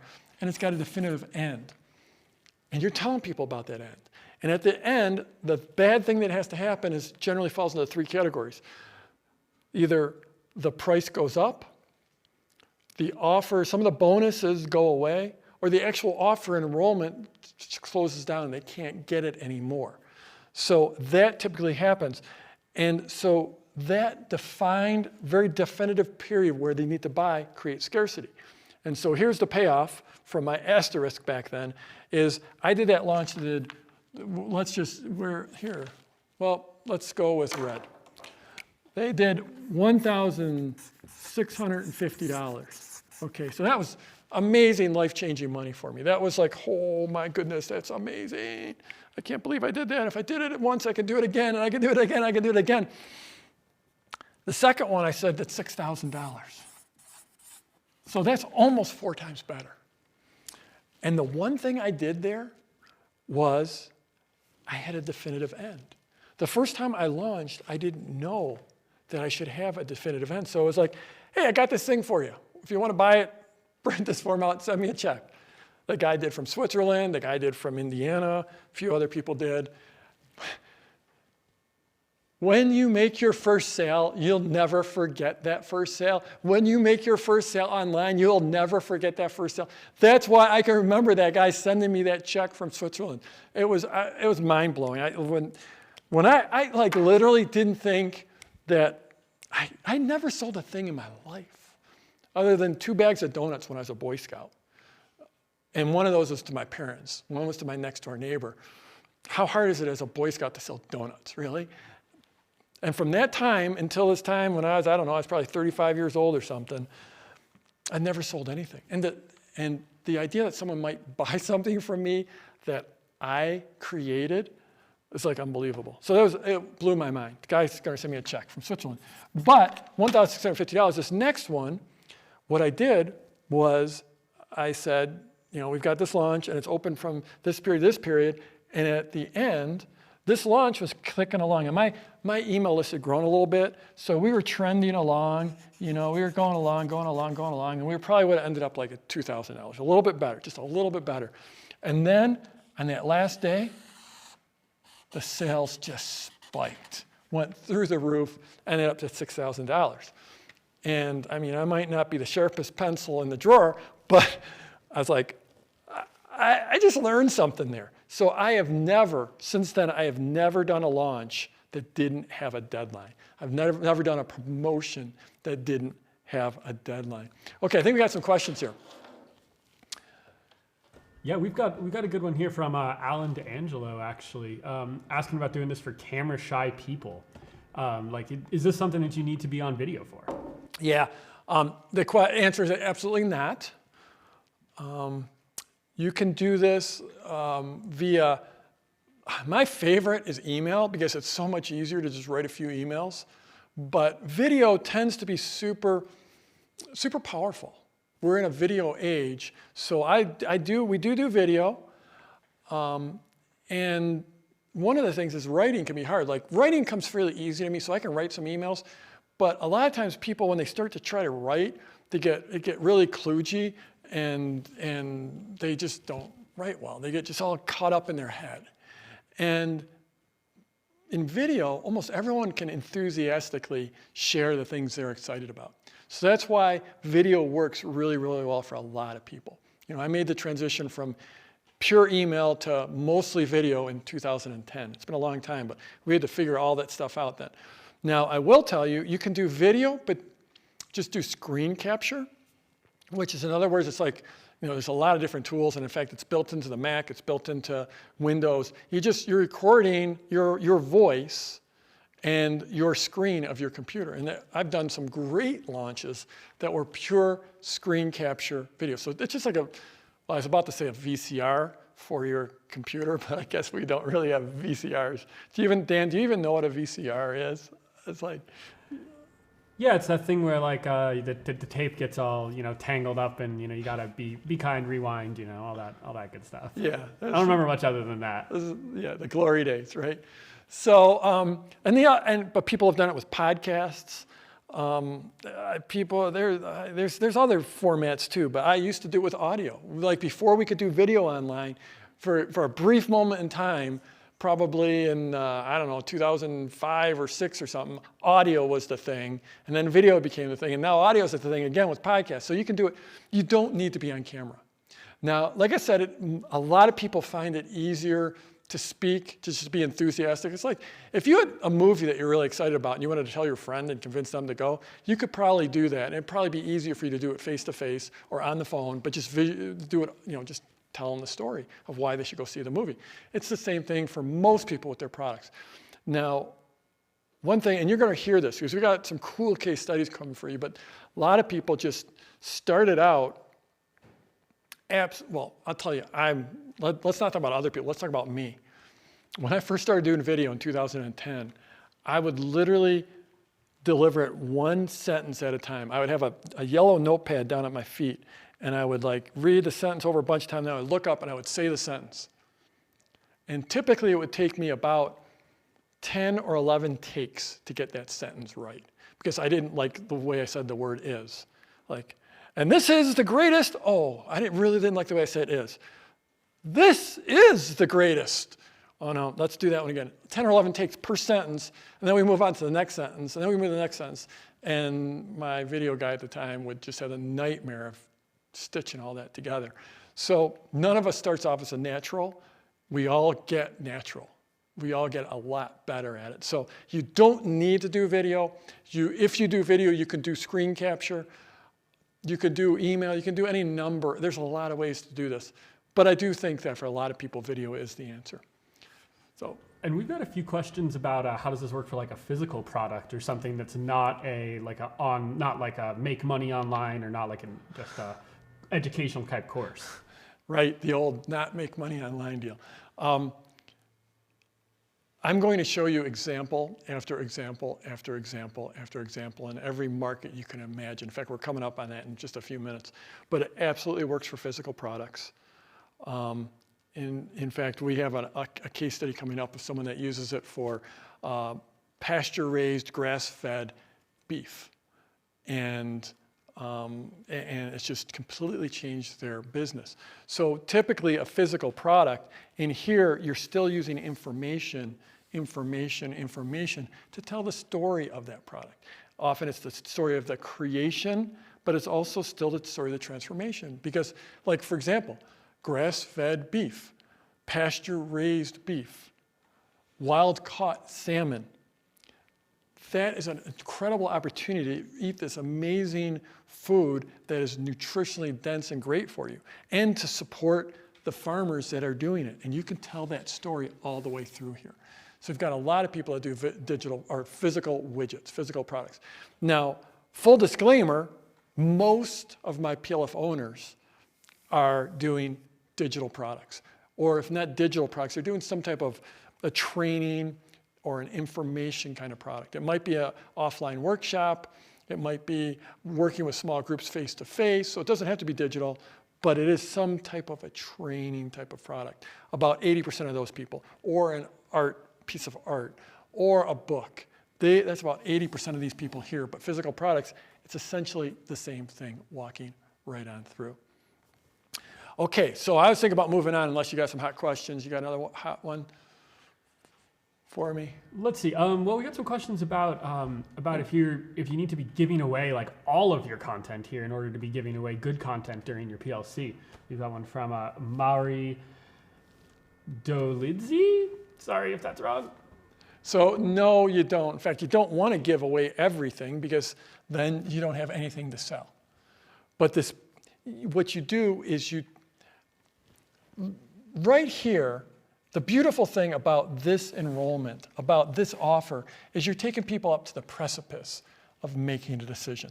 That's what this whole thing is. If someone's going to change their life, if they're going to if they are going to lose weight, if they're going to meet the love of their lives, if they're going to start to create this amazing meditation practice, if they're going to change their lives, it's not an easy thing to do that you're asking them to do. So you have to build them up to this precipice of making a decision. And at this point, you're like, okay, are you in or out? Are you ready to say I can and put away your story of I can't? Are you in or out? You take them to that precipice of making that decision. That's the beautiful thing. So then, like, what do they need to know to get to that precipice and be able to make that decision? Not everyone's going to buy from you. I want to be really clear. In fact, the majority don't buy from you. The majority will not buy. That's the reality of business.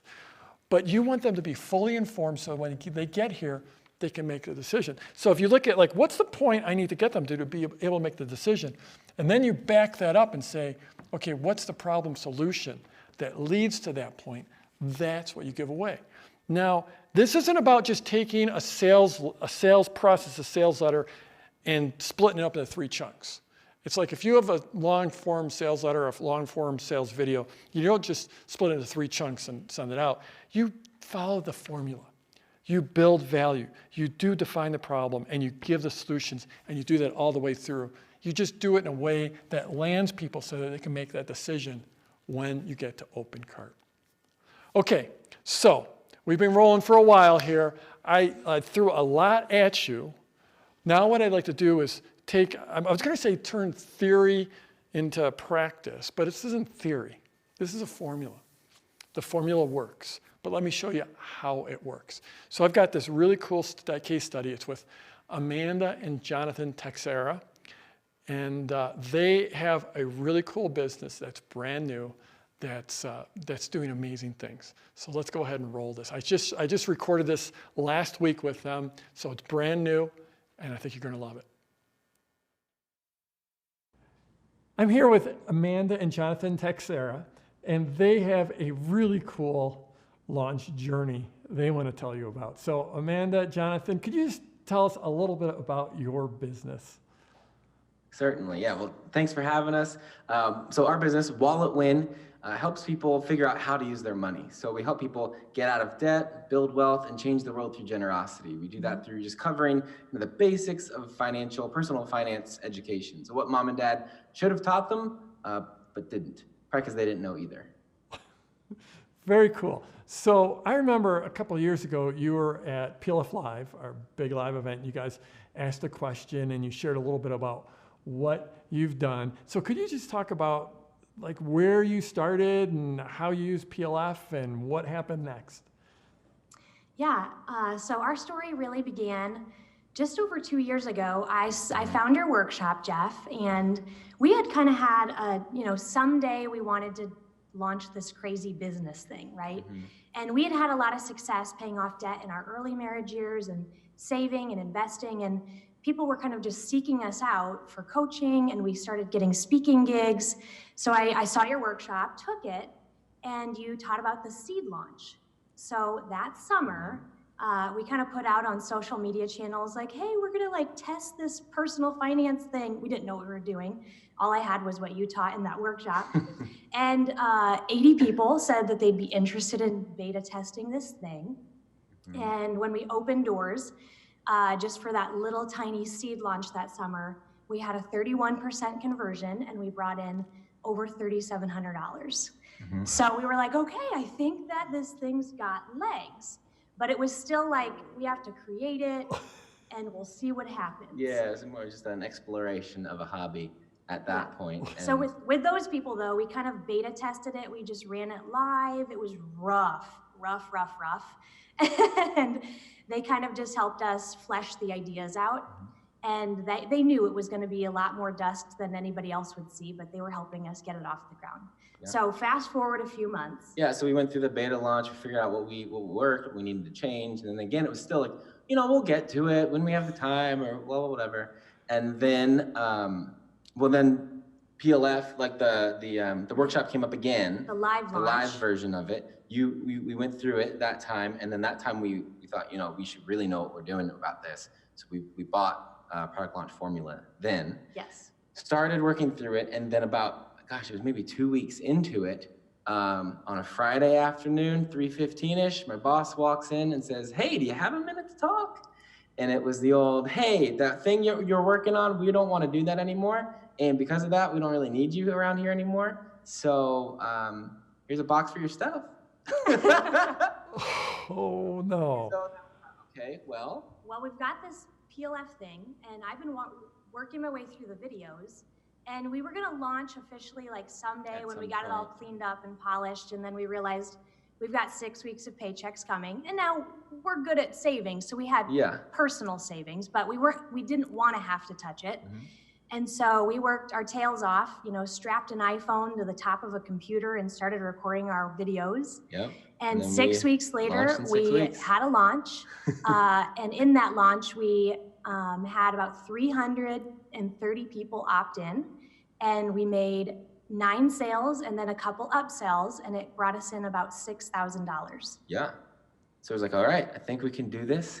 And then we just kept kind of just diving in full time on Wallet Win, keeping it working, serving our students, finding ways, ways to monetize and just new launches, new offers and all that. And just we were able to keep going.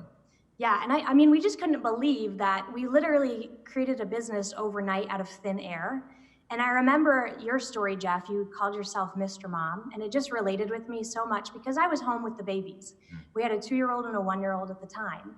And life was pretty chaotic, but I wanted to find a way to contribute and use my skills in the world, but also stay home and raise my babies. And I wanted Jonathan to come home with me. Mm-hmm. And so the fact that in 6 weeks flat, this all came together because you gave us the skills and training. I mean, I was just in complete disbelief. Mm-hmm. Yeah, because that was the worst part of me working. I'd leave before they wake up. I'd come home, we'd eat dinner, and then it's practically bedtime. So I hardly saw our kids except for the weekend. And I just didn't like living like that. And so through having a course, through knowing what the heck to do to sell the thing with launches, we're able now to have that part of the life that we want, of spending time with our kids, of doing meaningful work and helping people, and we get to have it all. Well, first of all, congratulations on that turnaround from that Friday afternoon at 3:15 p.m. and getting laid off. You were talking a little bit about my story of when I started way back, and hoping to get my wife home. And I was taking care of the kids. But also I had that Friday afternoon call one time with my first business where I had a partnership, a very abrupt partnership breakup. And I had on a Friday afternoon, I got a call like that. And that sets you back, emotionally. That's a big deal. It's a big transition. So congratulations on making that. What did that feel like to go from, wow, just to the wind getting taken out of your sails to 6 weeks later, having that launch that did $6,000? It was a heck of a feeling. I mean, it's that thing. I mean, that's that thing I always heard about, or you see on TV or in a movie. The boss comes in and it's like, as it's happening, I'm thinking, okay, I have to make that phone call and tell Amanda what's going on, and it felt terrible. And then I think what we were trying to, I don't know why. I think I had my bag from when we were recording something. I had a voice recorder and a mic. So I mic'd myself on the way home that day. So it's in a podcast episode of ours, the day Jonathan lost his job. And when we listened back to it a year later, and it was incredible because it's just like, all right, this kind of sucks, but we're going to move forward. And I guess we're going full time on Wallet Win, and it's going to work and it's going to happen because that's what's going to happen.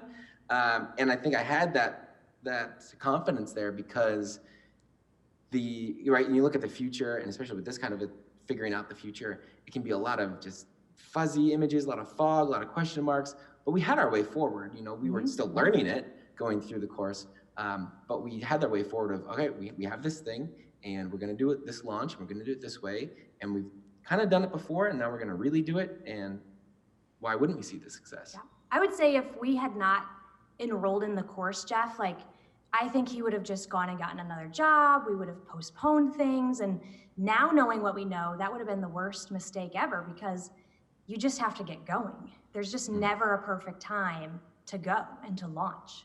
And so we're just really glad that we had that shove. and that we had the right resource to land on to make that next pivot. That's fair. I'm getting chills. Jonathan, when you talked about recording yourself in the drive home, that was giving me chills. Yeah, he's kind of dramatic like that. That's awesome. Congrats. Well, can you but I imagine you guys get chills in thinking about the people that you're working with and the impact you're making. Could you talk a little bit about that?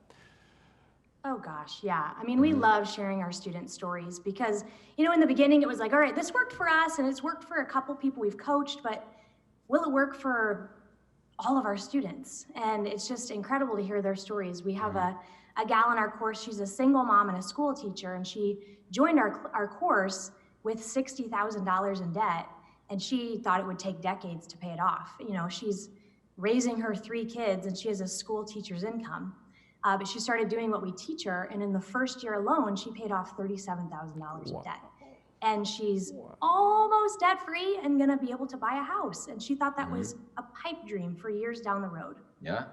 We have a girl, another girl. She wrote into us and just saying, we kind of asked her a couple questions of how's it going, is it working, and then she said, yeah, you know what, it's really working. I saw Wallet Win start working when I had my emergency savings established. I saw it working when I wrote that check for over $1,000 to pay off that IOU. I saw it working when I was able to follow this medical advice that my doctor gave me, and I could because I had the money to do it. I'll see it working when I know that I'm going to be successful. I'm going to be able to retire, retire, give generously, change the world through that generosity, and I'm going to do it. Like, I'm going to do this. And this girl, before she enrolled, was going back and forth with us on email and was just like all these questions. And I don't think I could ever do it. I don't think it's going to work. And I've tried these other things, and now she's doing it. Now it's just again, like total transformation in not just her financial situation, but like how she's going through life. Right. So because money touches everything. So we just love seeing not only those financial wins that our students are getting, but how it ripples out. So speaking of the financial wins, I've got so many questions.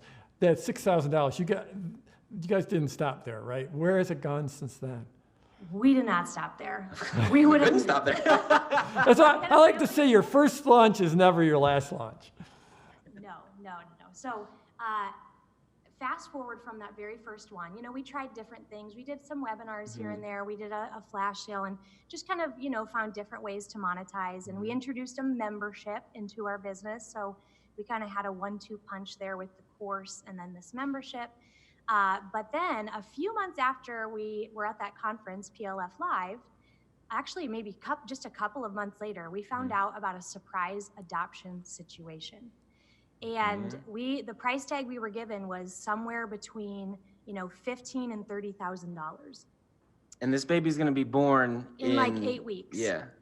So we were like, what? Like, okay, we want to grow our family, but we're just bringing in enough just for ourselves, which is a feat in and of itself to just go from 0 to 60 and have an income to support a family of 4. Yeah, but we need to get up to 75. But we need to go a little farther. So I remember writing into the PLF alumni Facebook group, and all of a sudden, these alumni were just swarming around me. And they were like, we're going to craft a game plan. We're going to figure this out. You're saying yes. We're going to, they're all confident. And I remember just like shaking as I read some of these ideas they had and having some of these conversations with them. But we thought, okay, they're smarter than us. They've been around the block. We'll do what they say. And so over the next 6 weeks, baby's born in 8, right? So we had 6 weeks before we needed to open that cart. We plotted and planned this launch, and it was an imperfect launch, but we brought in over 1,100 people onto our list, and we had an 8% conversion because we told our story that we needed this money to adopt, and we were, this was it. Help us. We'll help you. You help us. Let's lean on each other. We had a killer conversion rate, and we brought in just enough to wire it straight to the adoption lawyer. And a couple weeks later, we welcomed our 3rd daughter, Eleanor May, into our family. Oh, congratulations. Congratulations. That's amazing. Incredible story. So that first launch, what was it? It was 80 people or something like that. and now you just added in. Can you talk about, because you know this is something that holds people back, is they worry about having this list and not having a list and not having a big enough list. So you talk just a little bit about the growth in your list and how you've grown it and how that all worked, because you started from scratch. Yeah, right. We started from zero, from nothing, from our Facebook profiles. I mean, which is essentially nothing. Yeah. So it was just kind of, I feel like it was just this staircase. I mean, you hear about some stories where it's just this huge skyrocket, but you know, we've always had very young children, and so we put boundaries around how much we're going to work, because we can never get back the little years. So yes, we probably could have gone faster than we've gone even in the last 2 years, but we guard that and we protect that, and we're so happy that our business is allowing us to say yes to that, because that's the most important thing. But with that said, we've also grown a lot. And so yeah, it was 80 people in the beginning, then it was 300, then that next launch it was about 1,000. Then, you know, it just kind of kept going every few months. And I think now we're sitting at a little over 4,000 people. Yeah, we just wrapped up a launch this week. So, I mean, the Post-it notes are people who joined us from this launch. And just that launch alone, I think, added, 2,000 people to our list? It doubled And us, so, sure, launches are great for, selling your product and making money right then. But we've seen the benefit on building the list, because we've seen, there's people out there, they dive into the workshop, they're ready, and then they buy right then. But we've also had a lot of people we see, it takes a little while. You got to warm them up a little longer. So getting them on the list, if they don't buy, that's not a loss. It's still a win for us, because as time goes on, the likelihood that they make that purchase just goes up. So we've seen that, and so we're always happy when we do a launch, when we just see that number in our email provider just go grrr. So it's a great feeling. That's awesome. This has been quite the journey for you, from that first launch and losing your job and just turning it around almost immediately to adopting a baby and having that constraint of 8 weeks, and boom, we're going to launch. So congratulations. And Thank you. It's amazing. And my last question is, where are you going now?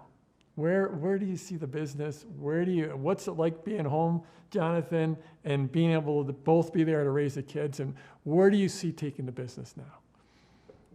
I'd say, just to start, in some ways, the most important thing, it feels amazing to be home, to see the kids, where they're just not missing me, right? Sure, you come home from work or whatever, or from a trip away or whatever, and get the running into dad hug, that's great. But what's even better is the after lunch clean up the dishes hug, or the put you to bed every night hug, or all those things. That's amazing.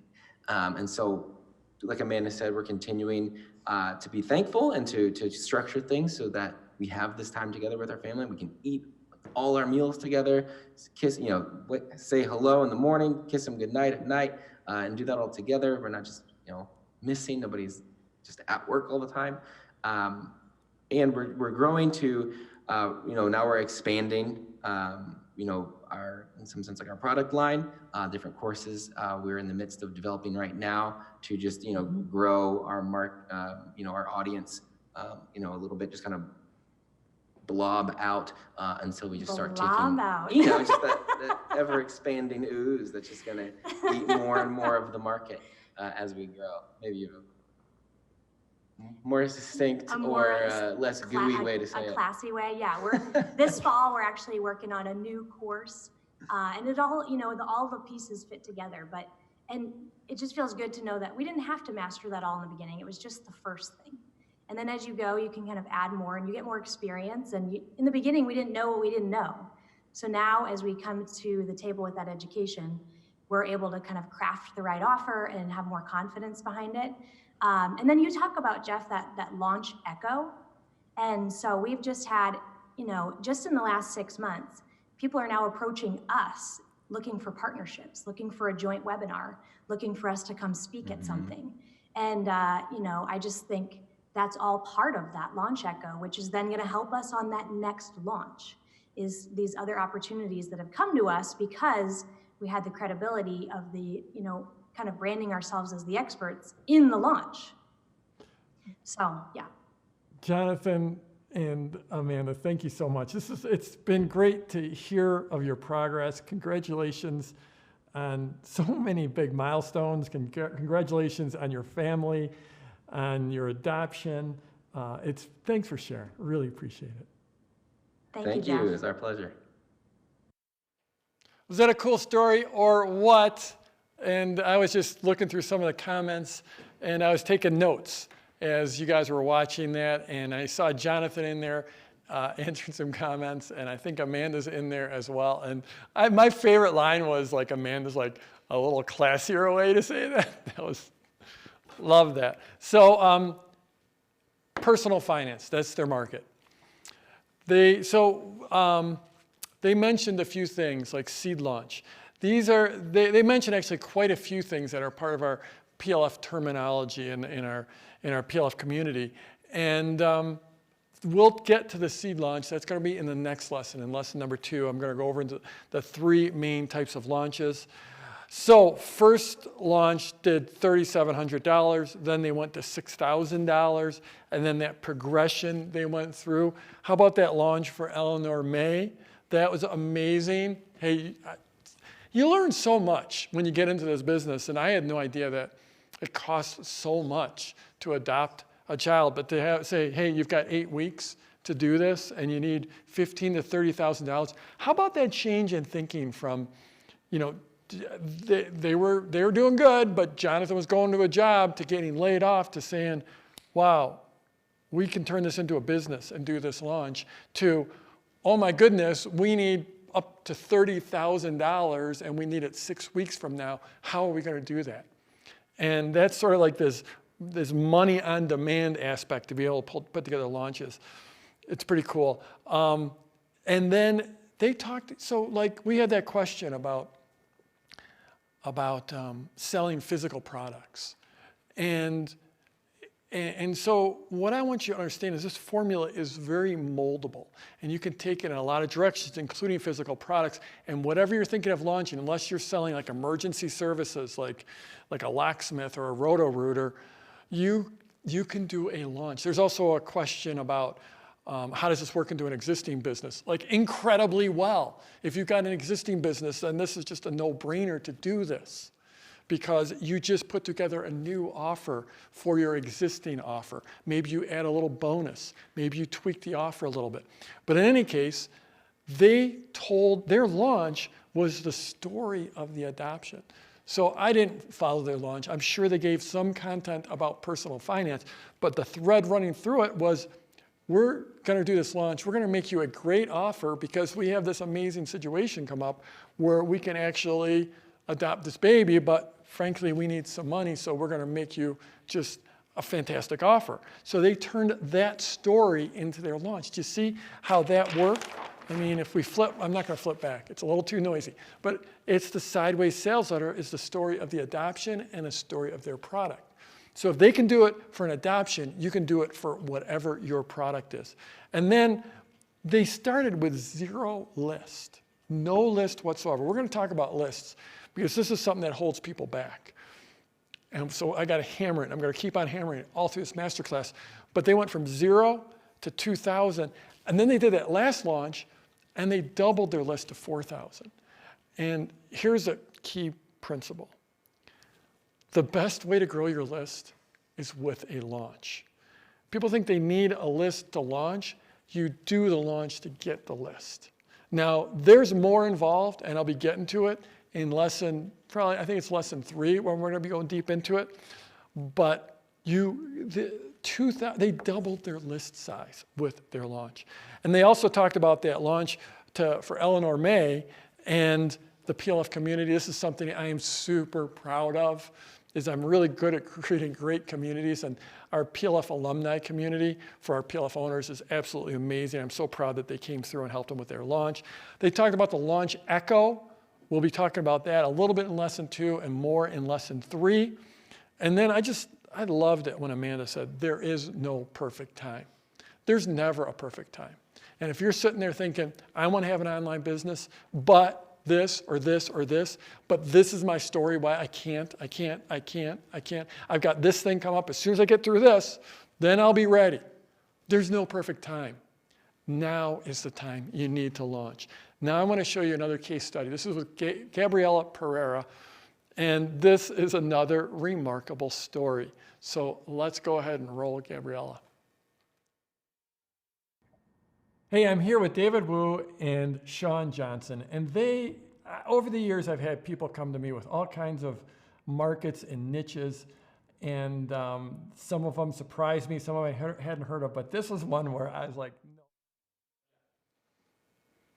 And oops. Well, that's a little oops. Now you know that we truly are live. We got, we're all good now, Dan? Okay, here we go, Gabriela. I'm here with Gabriela Pereira, and she has a fantastic story of her journey through the product launch formula. And she's done a number of launches. She's done all different types of launches, and she's in a really cool market. Welcome, Gabriela. And could you just tell us a little bit about your business? Sure. I'm so excited to be here, Jeff. So my business is DIY MFA, which stands for Do It Yourself Master of Fine Arts. Basically, I help writers get the knowledge without the college. Essentially, I've recreated the Master of Fine Arts experience and done it online in a format that people can do no matter where they live or what their time constraints are, et cetera. So when this idea started, which was back in originally 2010, so it's been a long time, it was just like, I had no idea what even to do in terms of starting a business. And then I slowly started learning about launches and courses, and I'll admit, it was really, really overwhelming.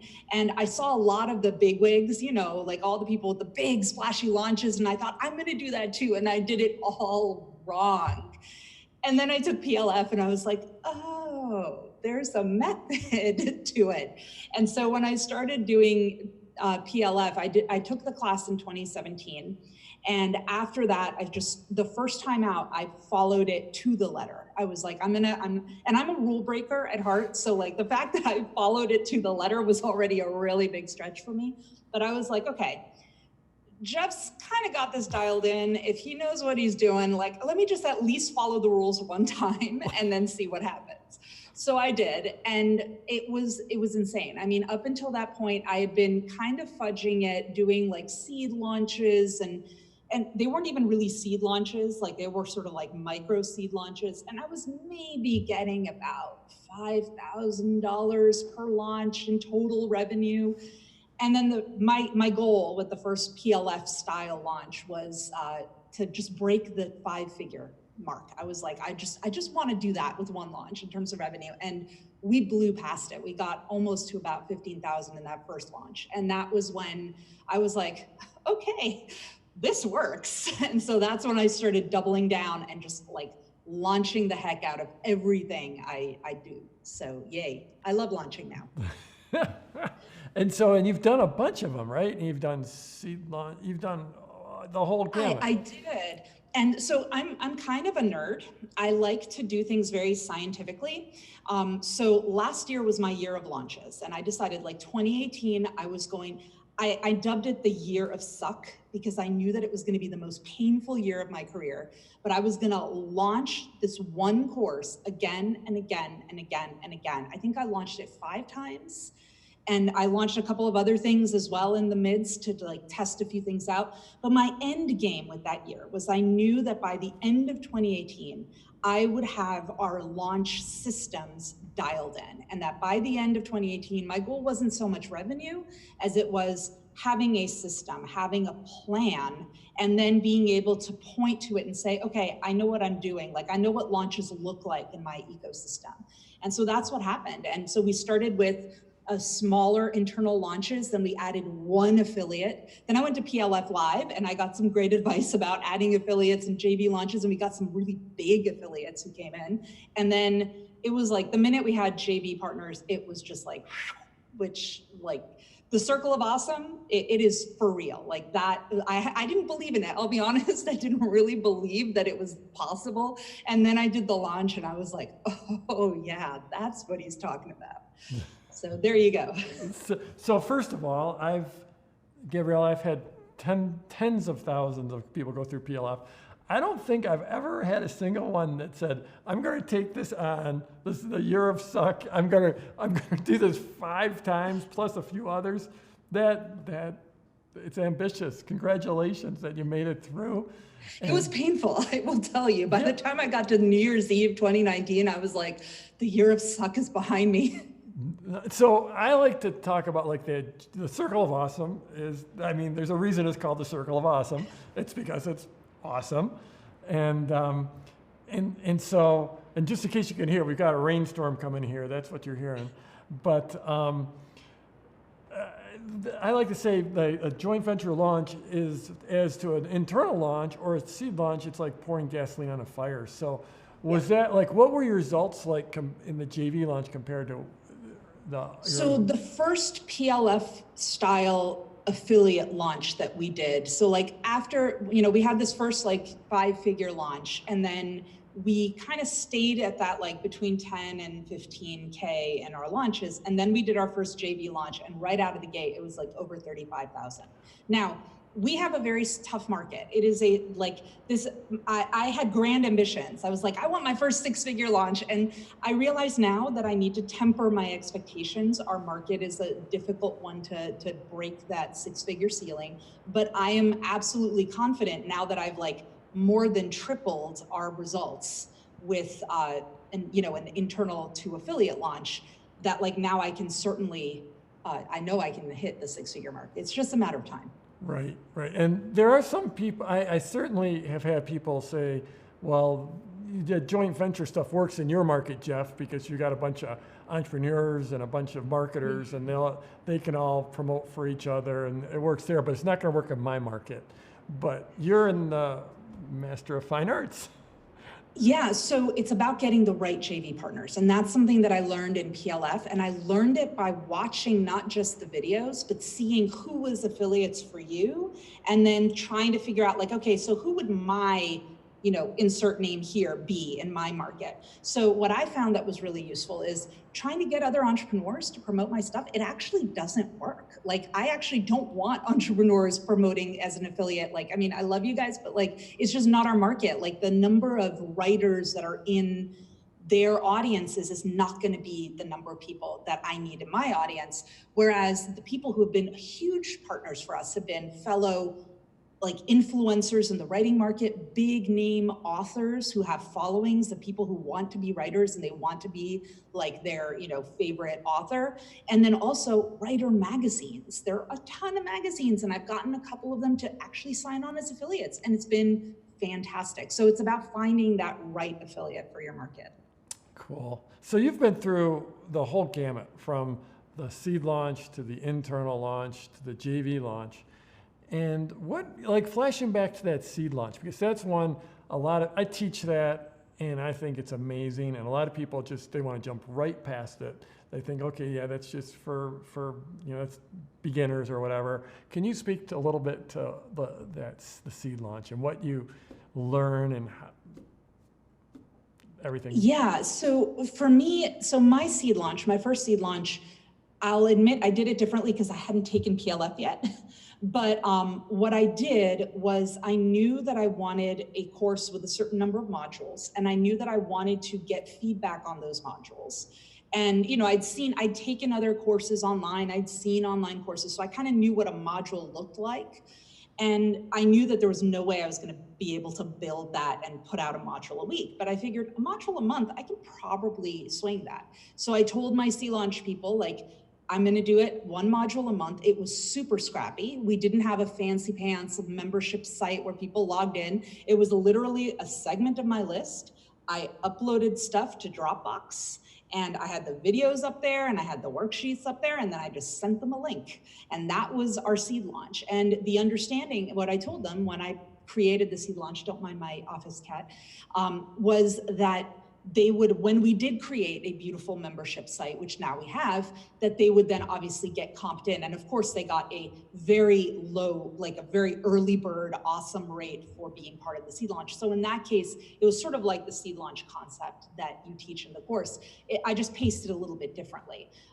But yeah, it was awesome. Like, the thing with the seed launch that I didn't realize when I first did it is that it's not about the revenue and it's not about the course. It's about building the product. Like that is all I needed to do, was make enough to actually get paid to build this thing. Sorry, my cat is driving me nuts. That's okay. And so, as you've moved through this, like what were some of the biggest lessons learned last year when you did all those launches? So I'm sorry, let me just get her off my desk so that she's not, I'm sorry about that. So in terms of the biggest lessons learned, the first one is one that I need to continually learn, which is, try to set attainable goals. I have a habit of setting like pie in the sky goals and then holding myself to them, and that creates a lot of stress.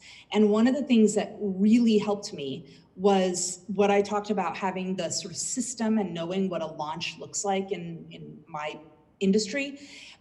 Now there's a certain predictability. Like I know, for example, that whatever number of enrolled people we have by our early bird deadline, no matter what the course is, because I've now launched a few different courses, that early bird deadline, that number doubles. And that it's like after 5 or 6 or 7 launches, it has been without fail, almost exactly on the nose, doubled. And so what that does is it gives me kind of a feeling of relief, because when I get to that halfway mark, I'm like, oh, okay, I know what this launch is gonna look like. It doesn't feel like a shot in the dark. It doesn't feel like this black hole and I have no idea how this launch is gonna go. It feels a bit more manageable and predictable. It also allows me to temper my expectations, because if I get to that halfway mark and the number is not what I was hoping it would be if I doubled it, then I can still like amp things up and do a bit better, but I can also temper my expectations and realize, okay, this is probably not gonna be a 6-figure launch this time, but I can still like knock it out of the park in terms of the 5-figure number. So it gives me that ability to reset my expectations and maybe relieve some of that stress. I'm just gonna wait a sec for that thunder to. Okay. And so one of the things you mentioned to me earlier is that one of the reasons you decided you had to do an online business was the diagnosis you got. Do you want to talk a little bit about that? Yeah, so I did not expect to go into online business ever. Like I thought that I was going to be a toy designer. That was my goal. I did all of the courses that I needed to take in college, in grad school. I got a master's in psychology. I went on and studied design. I was on the track to be like top designer or product developer, whatever, in a toy company. That's what I wanted to do. And then I had been seeing things in my health throughout the years, like ever since I was a teenager, but it really hit home after grad school, my first grad school, not the MFA, where I got diagnosed with bipolar disorder. And it hit home, like it was rough. I mean, it was one of those things where I realized like I have to reset and reconfigure how I think of my entire identity, because all of a sudden my brain, which I thought was like one of my assets, is also the thing that's kind of undercutting me. The bigger thing was when in 2006, I was working at a toy company. I was really doing well. I'd just gotten a promotion. And then I ended up in the emergency room because of the bipolar. And I realized at that point, it was one of those like, moments where, like in the book where the people are just sort of stealing themselves for that big decision. That was like that turning point moment in my life where I realized like, yes, I could do an office job and like potentially not survive. Like this was bad. It could be really bad. Or I could reset my life and find some other way of existing that wasn't in the plan, but that would be more compatible with my health, that would allow me to be able to, function. And so having an online business, it was not expected, but it's been a game changer. I mean, I like to say I lost my dream job because of my mental health, and in the process built a career of a lifetime that I never would have dreamed of. Having an online business and having launches as a way to create a structure around that business allows me to have the flexibility so that if I have an off day or if I have an off week or an off month, I can do that. I can, I can be sick for a week if I need to, and it's not going to make or break the business. It also allows me to be sort of creatively fulfilled in a way that I think, let's face it, I don't really play by rules. So like, who was I kidding? I wouldn't have been. My husband shakes his head because he's like, Gabriella, you have problems with authority. You never would have survived in a normal work environment. But yeah, being in an online business, it allows me to sort of flex those creative muscles and also, do the work that I love without feeling like I'm held back by this thing.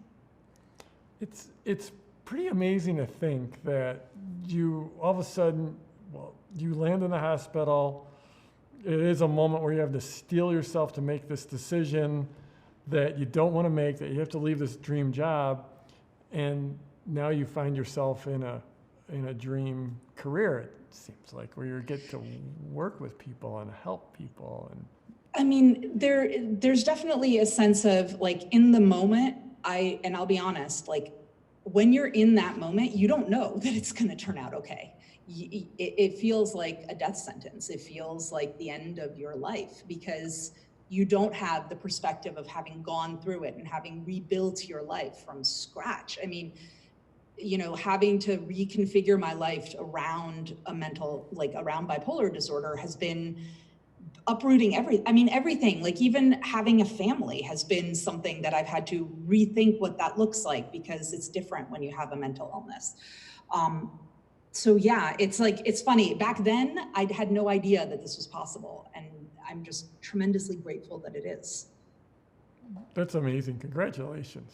Way to just take that and work with it and turn it around and make it work for you. Amazing. I like to think of mental illness, and like this is why it's a topic that's so, I kept it hidden for a long time. And then a couple of years ago, I started sharing it more openly.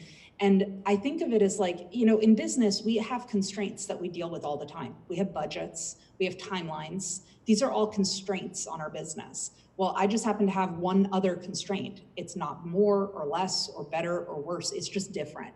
And there are other people who have different constraints in their businesses. And so thinking of it in that way allows me to treat it like a problem that can be solved as opposed to a thing that harms me or hurts me or holds me back. One of the things that frustrates me a lot with how people talk about mental illness is this idea that there's causality, that somehow mental illness could hold you back or help you. Like, oh, you're more creative because you have this, or you can't achieve this because, and that just gives the mental illness power. Whereas if we just think of it as a constraint, just like time or money, then it's just another thing that we can problem solve. So final question, and amen to that. I love that approach because we all have gifts, and we all have challenges, and certainly everyone watching this, they have their own story of why they can or why they can't. And if you let that story control you, then you're not going to get where you want to go. So one final question. Could you just talk a little bit about some of the people you've worked with, some of the people you've helped, some of your clients, some of your students, and the impact you've made on them? So I actually just had a student of mine emailed me about a month ago saying she got her first book deal. Like, yay, that's huge.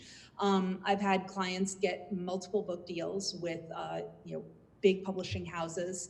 But what I love is seeing, like, when I get to see writers achieve more than I thought was possible for me, like, to me, that's what warms my heart the most. Like when I see them winning awards. One of my students just won this major award from one of the big literary magazines, the Ellery Queen mystery magazine. She got nominated for and won this award, and it was just like so awesome because I was, this is this person I worked with when she started, and now even though I can't take credit for that because she did that on her own, but to know that I was a little piece of that journey is just, it takes my breath away.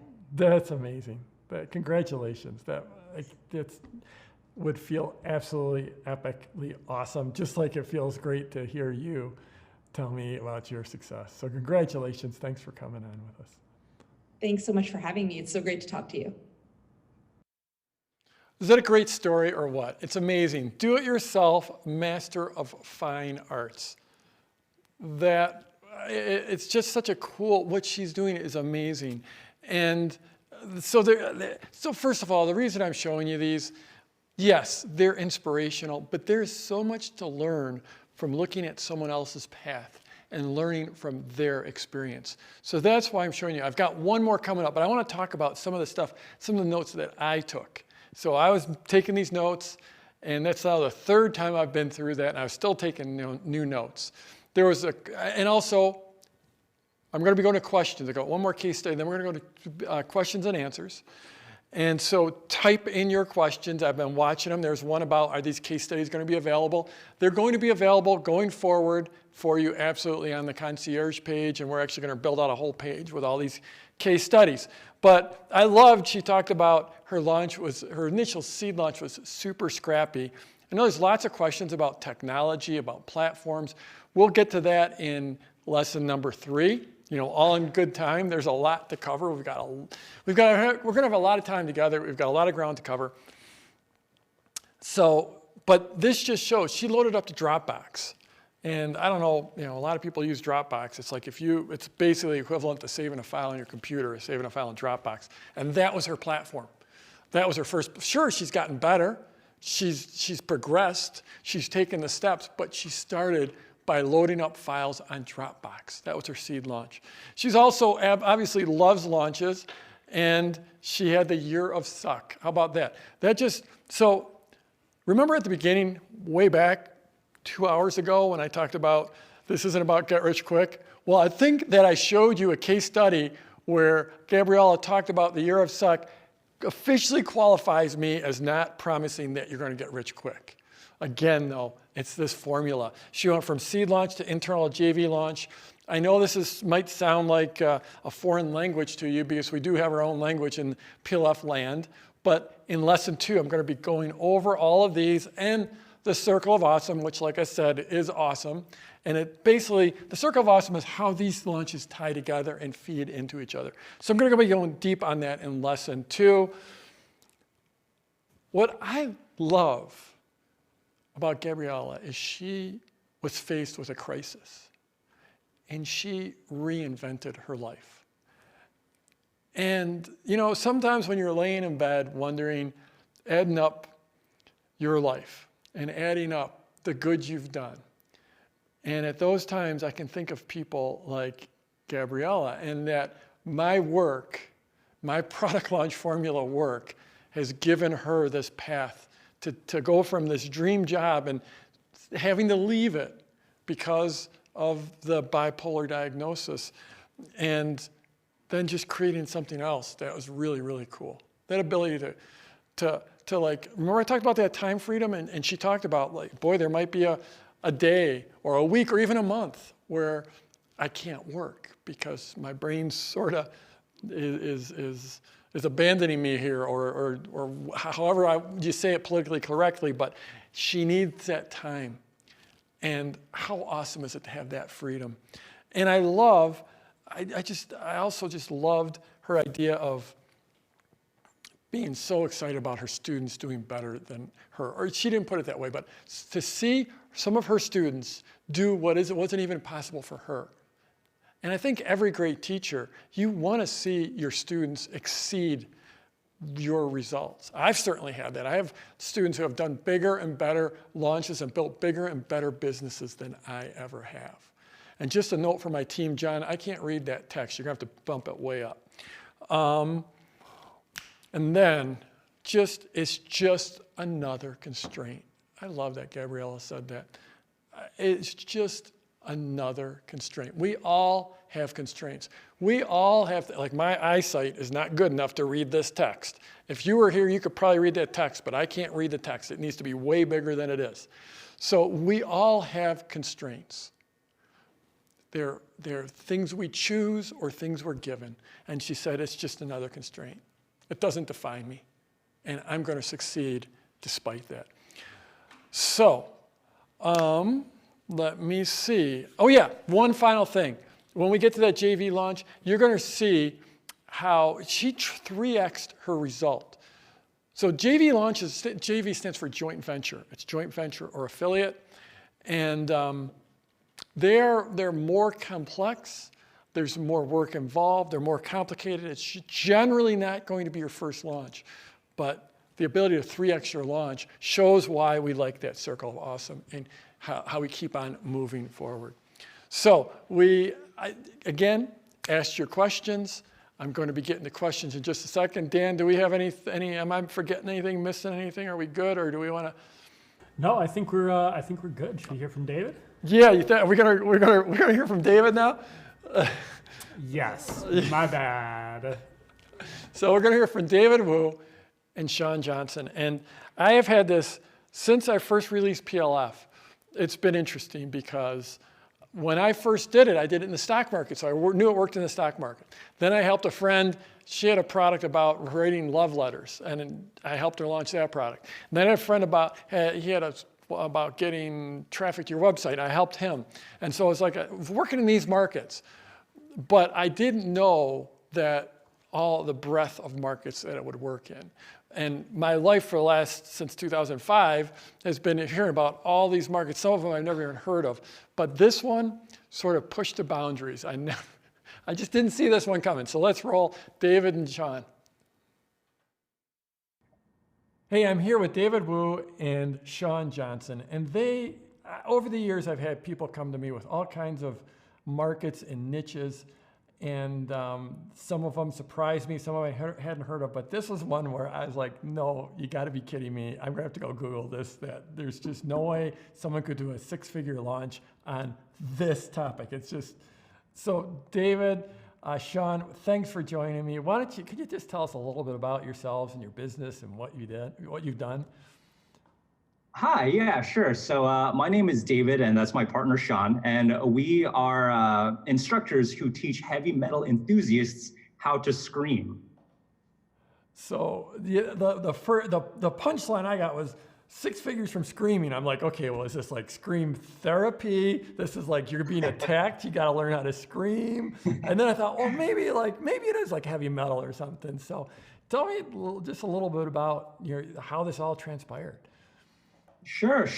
Well, I guess we could tell this story in multiple different ways, but do you just want me to go from the beginning, like the story? Sure, yeah. We're just having a conversation. Just tell me what happened. Or like even, yeah, because you had done some launches beforehand and you guys are musicians and. Yeah, sure.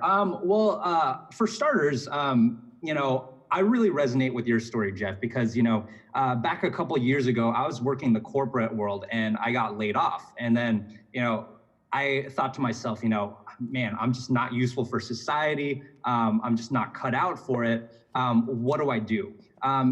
But I was previously always thinking, it's just like, man, I really wish that I could do music. I really wish that, I could make that my living. But I knew that the reality is for touring musicians is that there's not a whole lot of financial stability. So I teamed up with Sean and then we decided, let's just give it a shot anyway. So, for the first probably about year, we were putting out content on YouTube and we grew a small but dedicated following from there. And we made some money, but it wasn't really that sustainable. It was enough to perhaps keep us fed and probably pay rent. And we had heard about the ability to sell online courses. So we figured, we have nothing to lose. Let's give that a shot.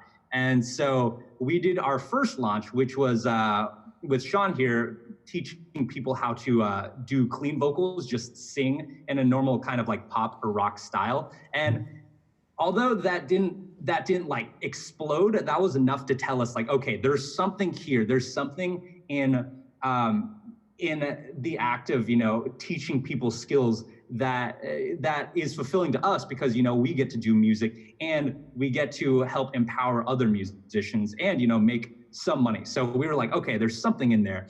So after that, I heard of this guy named Jeff Walker. And then so I was like, immediately I was like, oh man, this guy, he apparently, is like the master of doing this stuff. So then I looked you up, and then I signed up for your email list, and then I went through the launch, and then I saw, only launching once per year. I was like, okay, well, whatever, now or never. So I made the investment, and then so since then, that's radically changed the way how Sean and I view online education and doing this whole online music educational resource, whatever have you. And then so we redid our marketing for our first product, and then that one did significantly better than our first launch. And then from there, we discovered that there was a need in our audience. There was, we listened to what our audience wanted to say, or we listened to what they were saying, and they said that they wanted to learn how to do heavy metal screaming. So we were just like, we don't really know how to do that. But we're like, we saw what you had to say about, you don't need to be an expert in order to become a teacher. You just need to know essentially more than the people that you're teaching, and you need to have methods that work. So essentially, Sean and I, we just buckled down, and we taught ourselves how to do heavy metal screaming safely. And I would say that it took us probably about 3 months to learn how. And then when we finally launched, we did a launch that did 6 figures, and it blew our mind, changed our lives forever. There's so much to say, so much that I have to thank you for, but that's the short and sweet version of it. Wow. So I've actually seen the video of your progression in learning how to scream. Sean, did you learn how to scream as well? So I had a bit of a background in already just teaching myself how to sing. And, a big reason why we made our first product was because I was actually giving Skype lessons to some of the people that were supporting us on crowdfunding sites like Patreon. And one of the things that we just kind of noticed was, if we're going to be teaching, and I'm saying the same things over and over again, why not house it in one location? So rather than it's just me or it's just David kind of holding people's hands one-on-one, we could help multiple people at the same time. So that was just another, indication that we needed to go with some type of just online education that we could house in one location and help people out. So I had a little bit of an understanding of the physics of how sound was made using your vocal anatomy, but it wasn't until we started, learning from your course and understanding, hey, we can become experts at something that we're completely unfamiliar with. We should just give it a shot. We have, a baseline understanding, but let's actually, really dig in deep and see what we can find. And that just was in line with what, the majority of our audience was into. And that led to, like David said, a 6-figure launch. So yeah. And one thing that you said that, Jeff, that really helped me along is you said in one of your videos, you said something along the lines of like, yeah, you might be intimidated by people who have degrees, but who is in charge of giving those people degrees? Who says that they're qualified to do that? And you know what? I was like, Jeff's absolutely right. And then I feel like approaching it with the mindset of a beginner has been able to really allow us to get results for our students more so than other people in our niche. So for example, a lot of people, it's generally accepted that it takes about like 1 to 5 years maybe to learn how to do this skill. We've been able to have students achieve their transformation within 1 month, 2 months, you know what I mean? So it's because, we have this, you've taught us, your fresh perspective can be your biggest advantage. And so, yeah, it's been a wild ride. Yeah. That's crazy. Yeah, beyond my personal knowledge.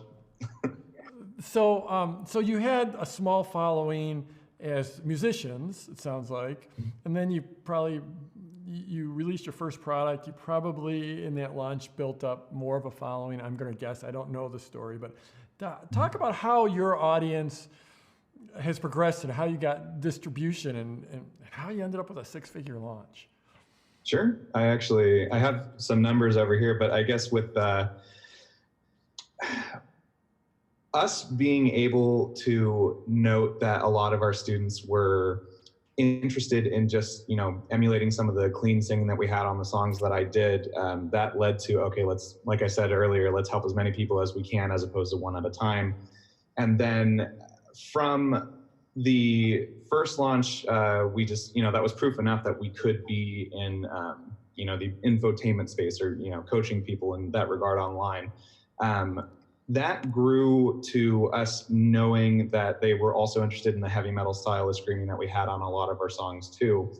And when we had first launched the commercial video that we did on our YouTube channel for David's screaming transformation, we were at about, I want to say it was 8,000 leads just in active campaigns, just for people that would be interested in signing up and learning how. But once that video came out and people became interested in, more people hearing about our songs, that jumped from 8 to 48,000 within the span of 20 days. Wow. And that was just the noticing of, just our effectiveness of being able to market that video, and then also sending people through the PLF formula. And we noticed that in our numbers from our first launch, without really knowing, some marketing background, but we had at about $11,000 on the first launch. And then for the singing video, and then, Vocal Academy. And then the second launch we did, we hit 14,000, which is a 27% increase just using your formula. So literally the exact same thing, but we used the formula that you teach. So we saw that amount of an increase, and then we applied it to the more niche idea of teaching people how to do heavy metal screaming. And then we jumped about 1,043% from 14,000 to 160,000. And that was, like David said, just life-changing. That's just absolutely insane, and forever grateful that we're able to kind of follow this. But I mean, even the first few times we did it, it worked every single time. So.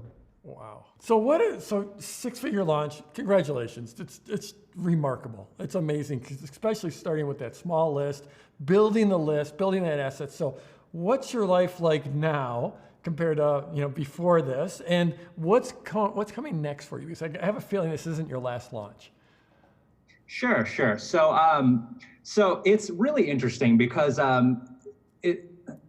one thing that you mentioned about in your pre-launch is that you're talking about Maslow's hierarchy of needs, where at first, when you get into this, you might be focusing on, how do I eat? How do I pay rent? And so prior to this launch, we were kind of more at the bottom of like the Maslow's hierarchy of needs. And then since this launch, we've been able to think less about, okay, how am I gonna pay rent, to, as you said, how do I make more of an impact on my audience? How am I empowering them? How am I making the world a better place? And so really it's not just been the financial, it hasn't just been a change in our financial situation. It's really been a change in, our outlook on life, how it's come from, scarcity to abundance, and it feels a lot better to be up here, and, it just feels a lot better to be up here. It's something that I just wanted to add on to that.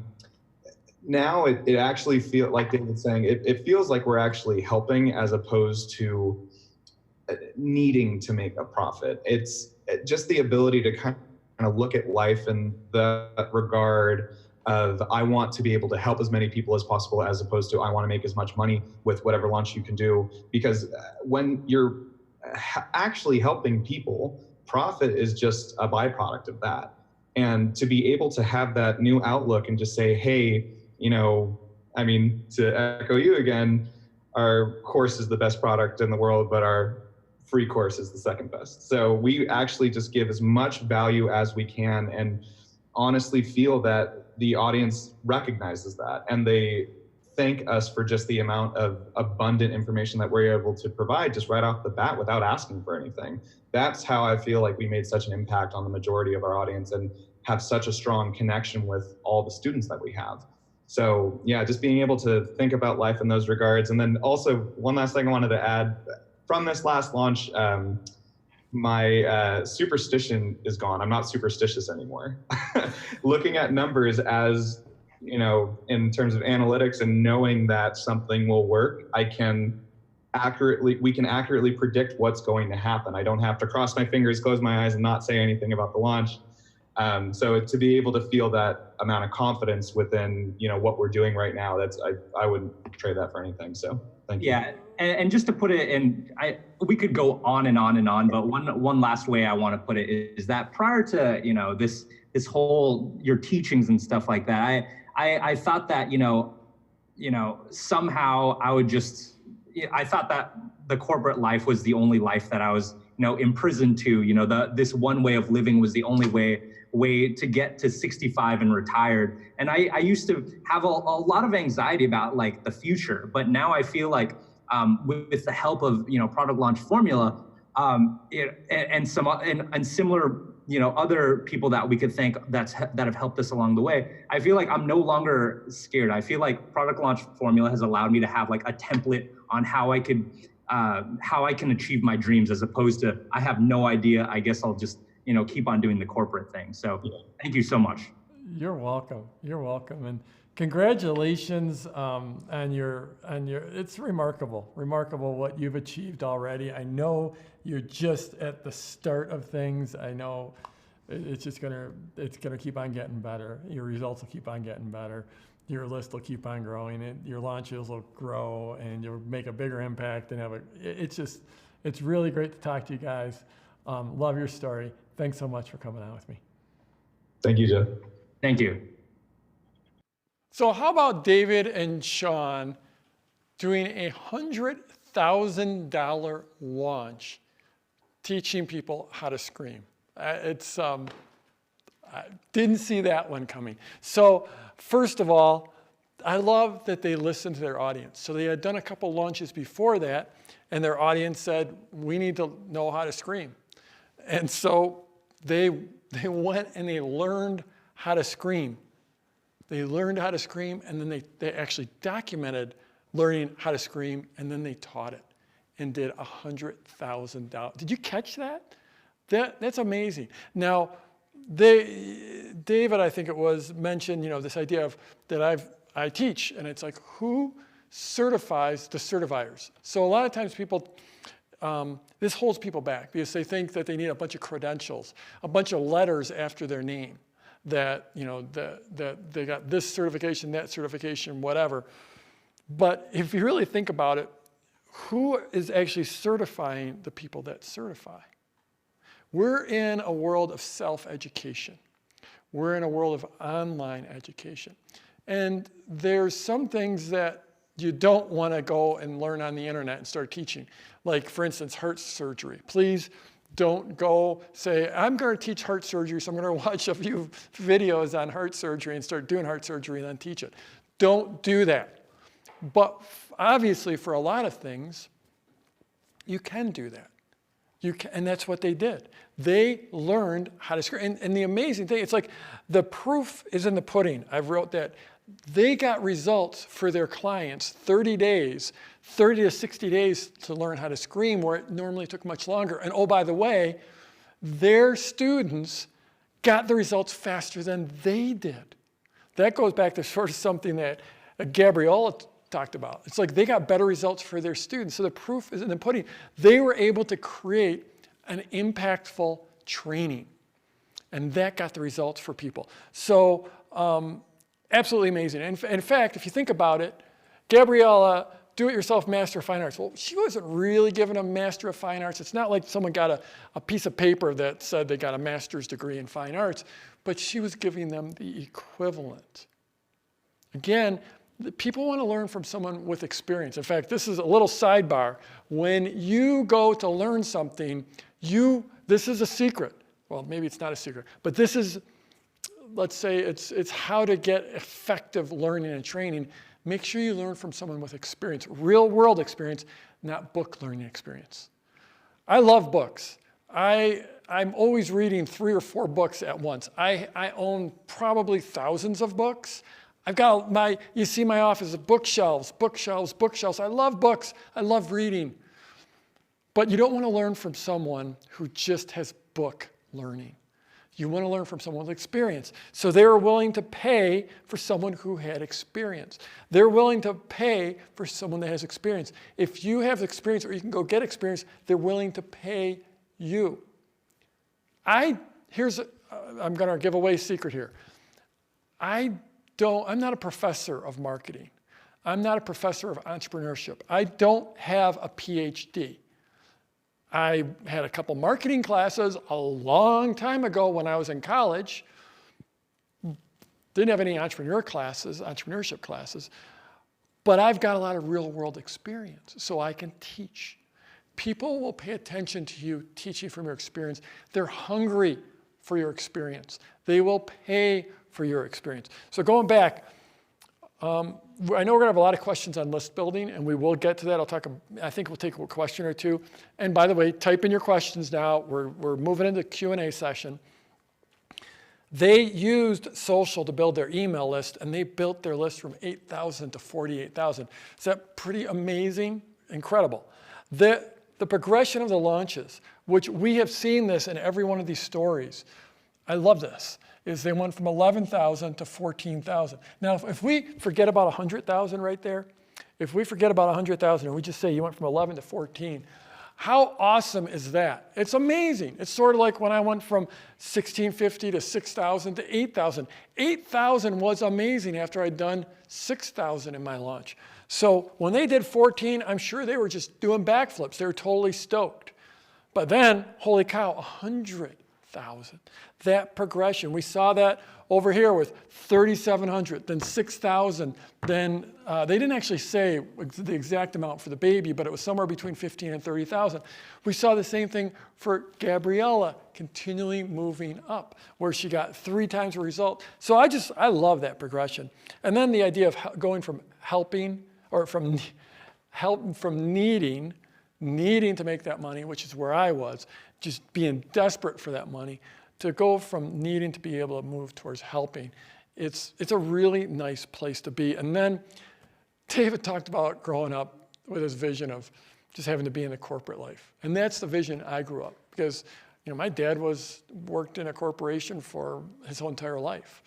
And to get like you just grind it out until you're 65 and retire, you don't have to do that. You absolutely don't have to do that.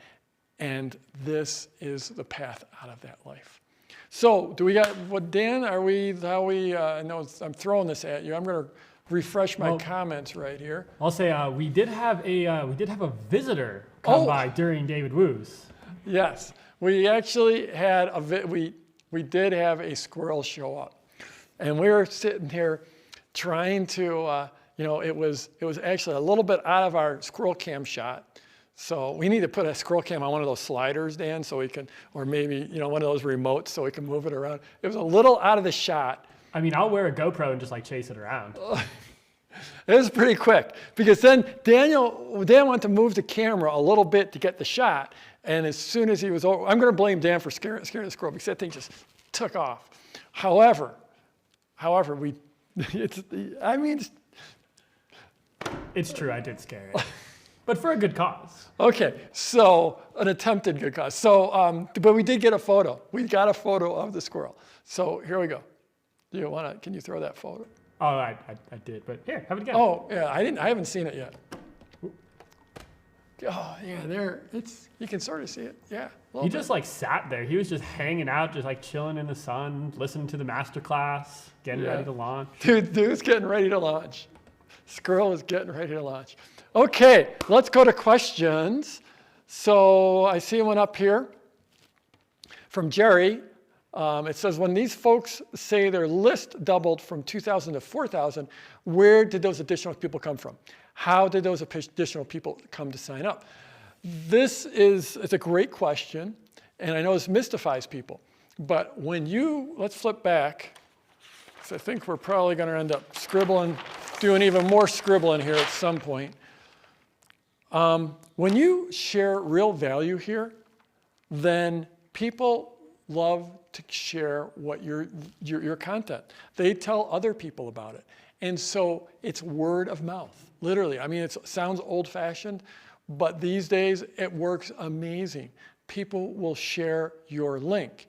And then when we get into the mechanics of the launch, of the different launches, in lesson 2, we'll go through this a little bit more, but when they share it, they'll actually come to your opt-in page and join your list. And that's how you grow your list in a launch. It's one of the absolute best ways. Now, we also, a more advanced strategy, but a strategy that we're seeing more and more of our PLF owners use, even when they're beginners, is using paid traffic, what we call paid traffic. So it could be Facebook ads or it could be YouTube ads driving into that launch, because launches convert really, really well.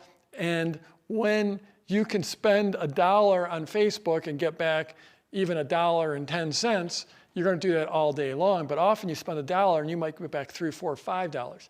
Now, it is an advanced strategy. It's not often the first thing, but that's one way you build traffic during it. But the great thing about that word of mouth is it doesn't cost you anything. And with Amanda, they were the ones that Amanda and Jonathan talked about going from 2,000 to 4,000. I'm almost positive that was purely or almost purely through word of mouth. Okay, next question from Toby. Which social media platform do you feel is best for marketing and why? So first of all, how do I answer this? Social media platforms are great for building your email list. They're not great for marketing.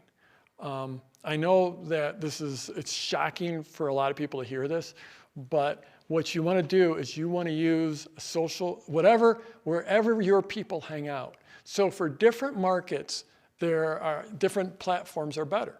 There are some markets that Pinterest is the absolute best. There's some markets that, a lot of markets, Instagram is just crushing it. Facebook's obviously good for some. YouTube is good for some. But this is not, everything I'm doing here, none of this is about building your platform. None of this is about getting likes. None of this is about getting followers.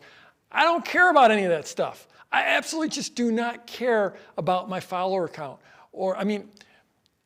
It's good for social proof because people will come, and that was one of those triggers I talked about, because people come and they see you as being credible because you have a lot of followers. But that doesn't put dollars in your bank. What puts dollars in your bank is taking people from your social platform and driving them over to your email list. I've been obsessed with building email lists since I started in 1996. That was one of the lucky accidents. For some reason, I saw having an email list and always being focused on building an email list as the most important thing I could do, literally from the very first day I started in business in August 1996.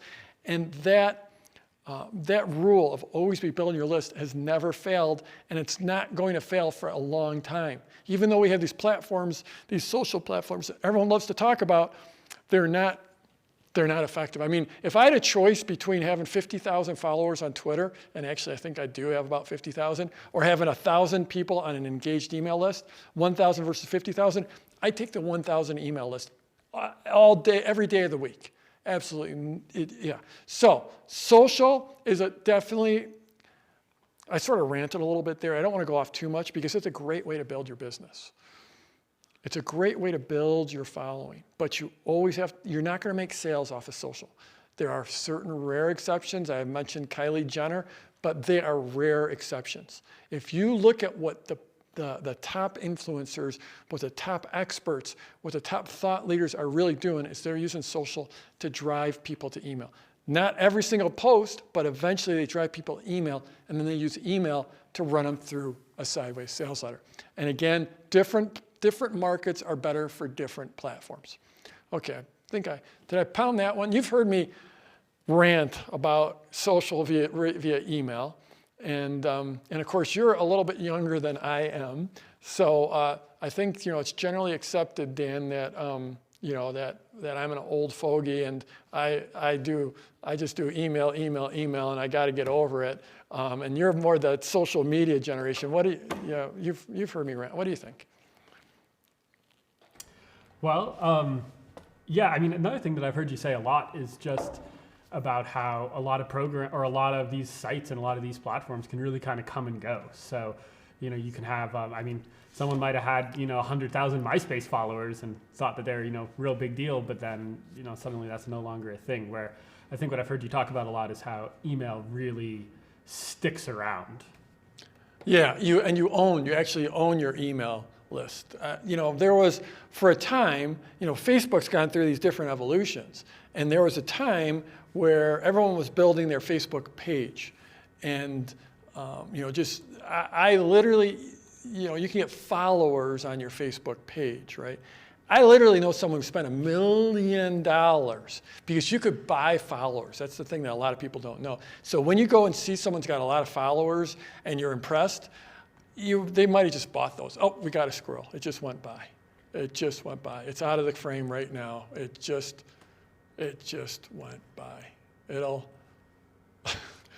Stay tuned. Stay tuned. We'll watch. We'll watch carefully. Yeah. Stay tuned. Stay tuned. We're coming back. We're going to get the squirrel. So when you go to someone's Facebook page, you're like, wow, this person must be famous. They must be special or something about that because they've got all these followers. Remember, a lot of them just bought those followers. They paid for them. So I literally know someone who spent $1 million, 7 figures. They paid to Facebook to advertise their page to get followers. And then, a few months later, Facebook changed the rules, and all of a sudden, you could put something on your page, and they're not going to there's no distribution. They're not going to distribute that. No one's going to see those updates. So Facebook pages, more or less, became worthless. Now, this is a complicated story. There's many mitigating factors. There's all kinds of, but the reality is, when you build on social, it can go away. Like Dan said, MySpace went away. Vine went away. Google Plus went away, right? So these things can and will go away. And the thing that doesn't go away is your email list because you own that. It's an asset in your business. Okay, I pounded that into the ground. Let's move along. Hannah, I have a pretty good idea of my target market problems, but how do I verify that I really know the pain points better than they do? Well, I'm a big fan of having a conversation with your market. And so something I didn't talk about, we'll talk about this in lesson 3, that I just defined 2 of the sequences of product launch formula, the pre-launch sequence and the open cart sequence. There's also a post-launch sequence, which is super powerful. That's where you deliver and create value, and that ties into the circle of awesome. But before that is the pre-launch. So in the pre-launch is this time period where it comes before you actually go into launch, and that's when you open this conversation with your market. And that conversation is designed to get them excited about this pre-launch coming up, about the sideways sales that are coming up. But the squirrel is now officially playing with us. He's like just out of the camera shot, just a tiny bit. Dan's gonna go try to adjust the camera, and you're gonna have to hold on for, he's moving very slowly. Oh, he scared the squirrel again. They're sneaky. They are very sneaky.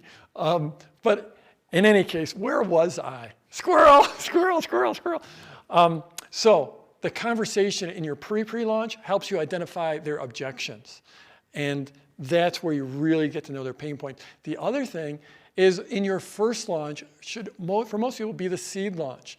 And I'll talk about the seed launch in lesson 2, but the seed launch is where you actually do the launch and then create the product after you do the launch. So you get paid, this is great, you get paid and then you create the product, but in that process, you spend a lot of time with your people getting to know them very, very well and getting to know their pain points. So for instance, I am going to open up registration for Product Launch Formula, right? I know how to sell Product Launch Formula. I know the pain points because I've been doing this for a very long time and I know my market. But over time, as you do your launches, you get to know your market better and better and better and better as you go forward. And it's built into this process. Okay, next question. I need to scroll here, John.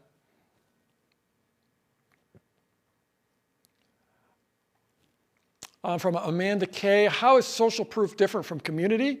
If both mean we act in accordance with our peers or what others are doing, what's the difference?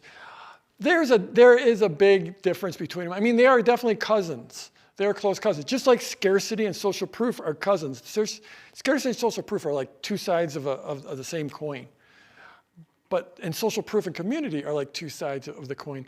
But community is where it's about the overall community and the community norms and establishing those. Social proof is just showing how others are acting this way, not necessarily within a community. Social proof is really, really powerful. Of the two, I would probably take social proof as being the most powerful, and it's actually easier to establish during your launch. So great question. They're very similar. The key is with all these mental triggers is you layer one on top of the other. It's not like you're dependent on just anticipation. You're dependent on anticipation and reciprocity and community. And oh yeah, by the way, you've got social proof in there as well. So here, like social proof in the community is in the comments, and people are like, they're starting to develop this idea of, wow, I really can create a new life. I really can learn to play the guitar. I really can learn how to meditate. I really can learn how to play tennis. And they start to develop a community of I can moving forward. Social proof would be like, holy cow, this person released this video, which is pretty cool, but look at, they've got 72 comments. Wow, people are paying attention to them. So you get the difference there? Okay, next question is, Melinda is, can I use my own stories as social proof with something that can I use my own stories as social proof with something that others haven't used yet? It's brand new. Absolutely. I mean, in general, for if you don't have an existing business and you're just starting out, you're probably your own patient zero. Many of us are like that. You're your own patient zero, meaning you're your first test case. And so that proof of you being able to do it and your story is super compelling. It can be very, very compelling, and you can absolutely use your story. Now, again, if it's like heart surgery, and I just performed heart surgery on my own self, and it's probably not going to work so well. But for most of us, while we're starting out, or many of us, that social proof is around our story. Now, there's some people that are like, they put out a course on, maybe you're a counselor and you work with people on addiction, and you were never an addict.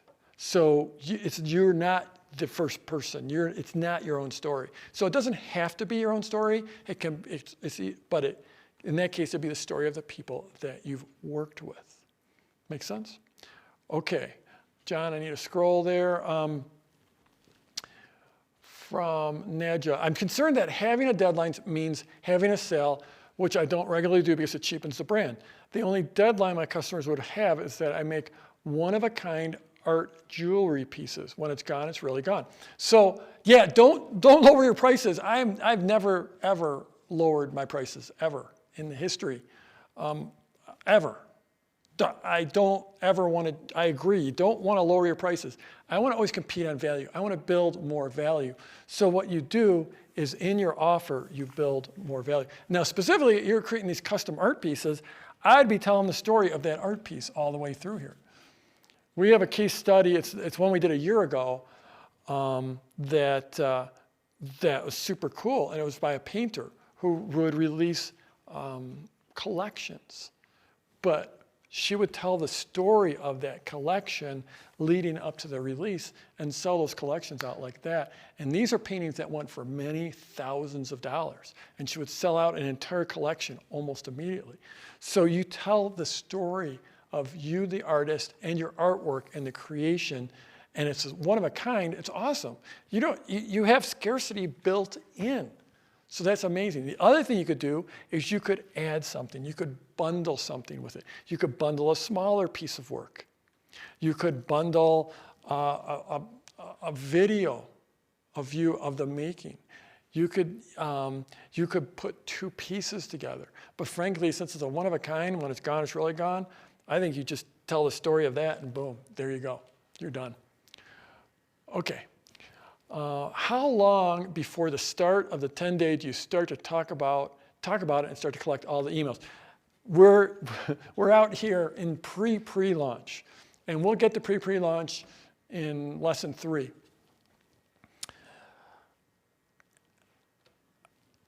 Typically, I'll start doing it about a month.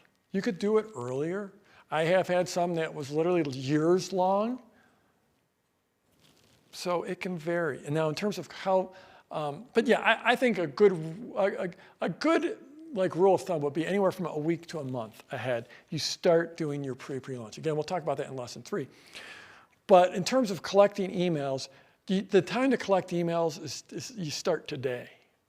You start today. And I know you might not have the knowledge and the skills right now to start, but hopefully by the end of the masterclass, you'll be there.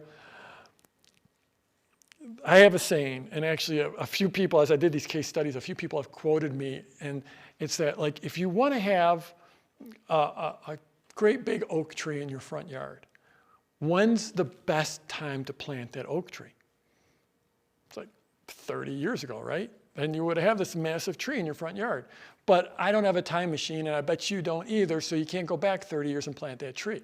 So if 30 years ago is the best time to plant that tree, when's the second best time? Today.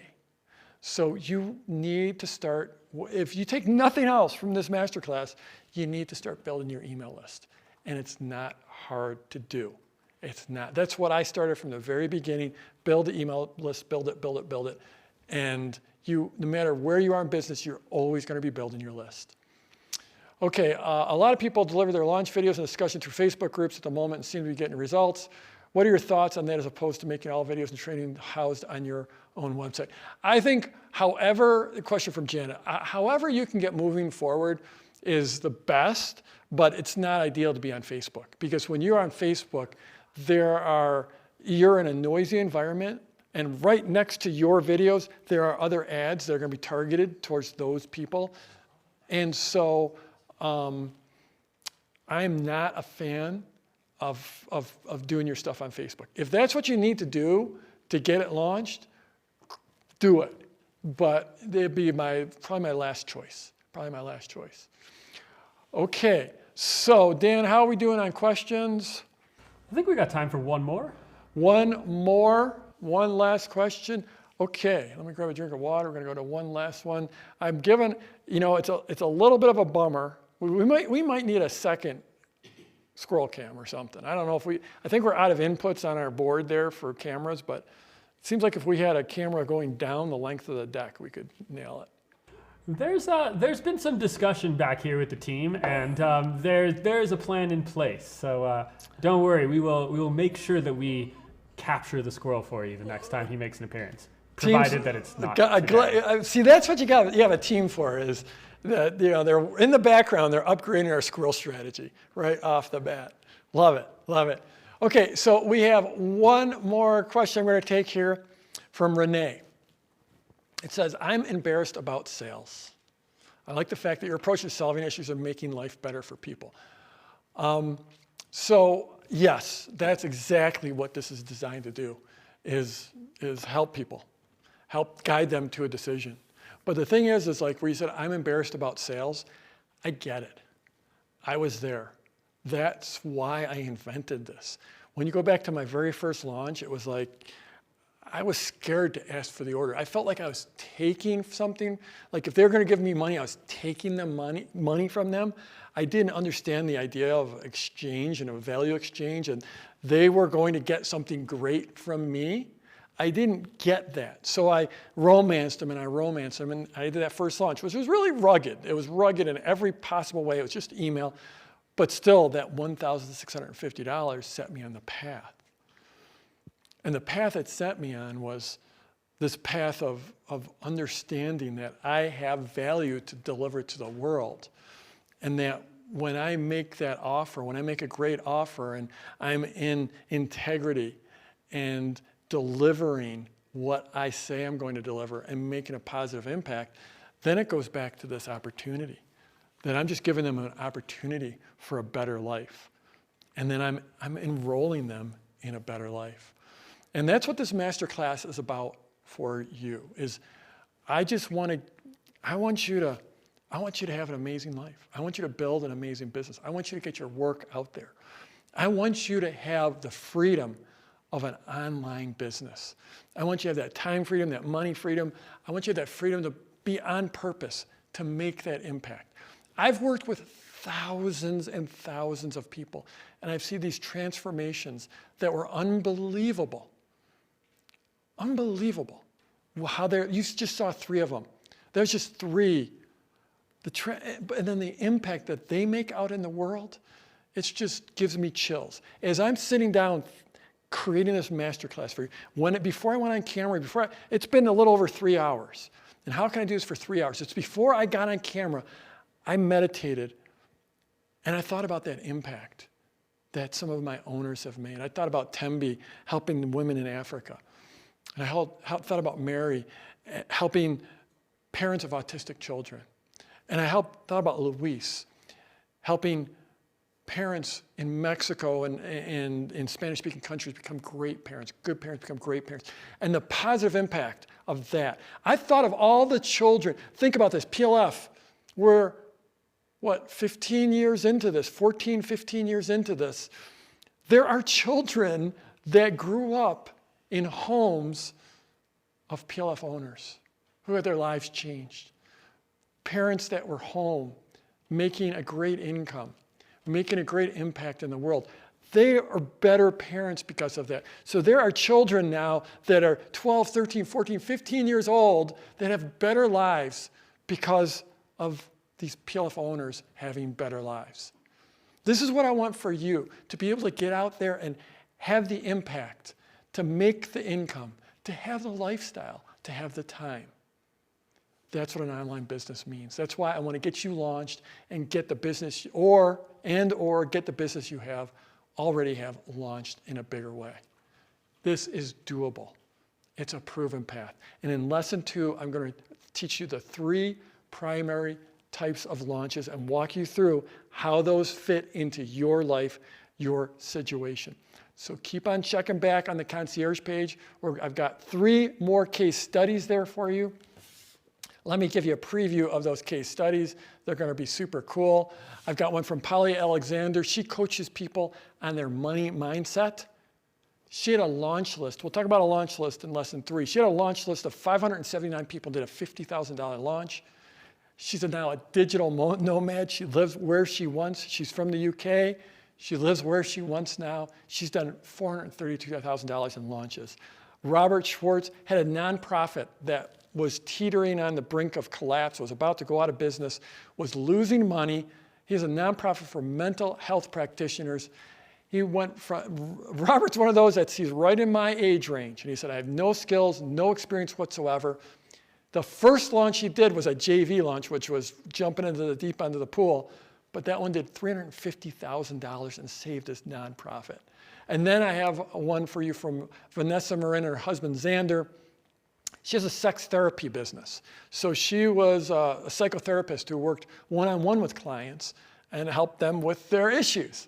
And she went from being a one-on-one practitioner and having great work and helping people, but she knew she wanted that time freedom. So she wasn't trading time for money, and she wanted to get her work out in the world in a bigger way.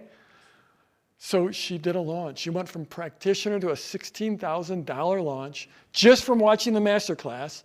And then she invested in product launch for the coaching program. And from there, her next launch did $45,000 and then $105,000. So I'm going to be releasing these over the next 3 days. I'll be releasing these on the concierge page for you. So lesson 2 is coming up soon. It's the 3 primary types of launches. If you haven't started following me on Insta yet, do so. There's some behind the scenes there. If you haven't joined the Facebook group yet, we have a Facebook group just for this masterclass. I'm going to be popping in there live a couple times, so definitely join the Facebook group and check back on the concierge page, because this stuff works, and I can't wait to see you put it to work in your life. See you in lesson 2.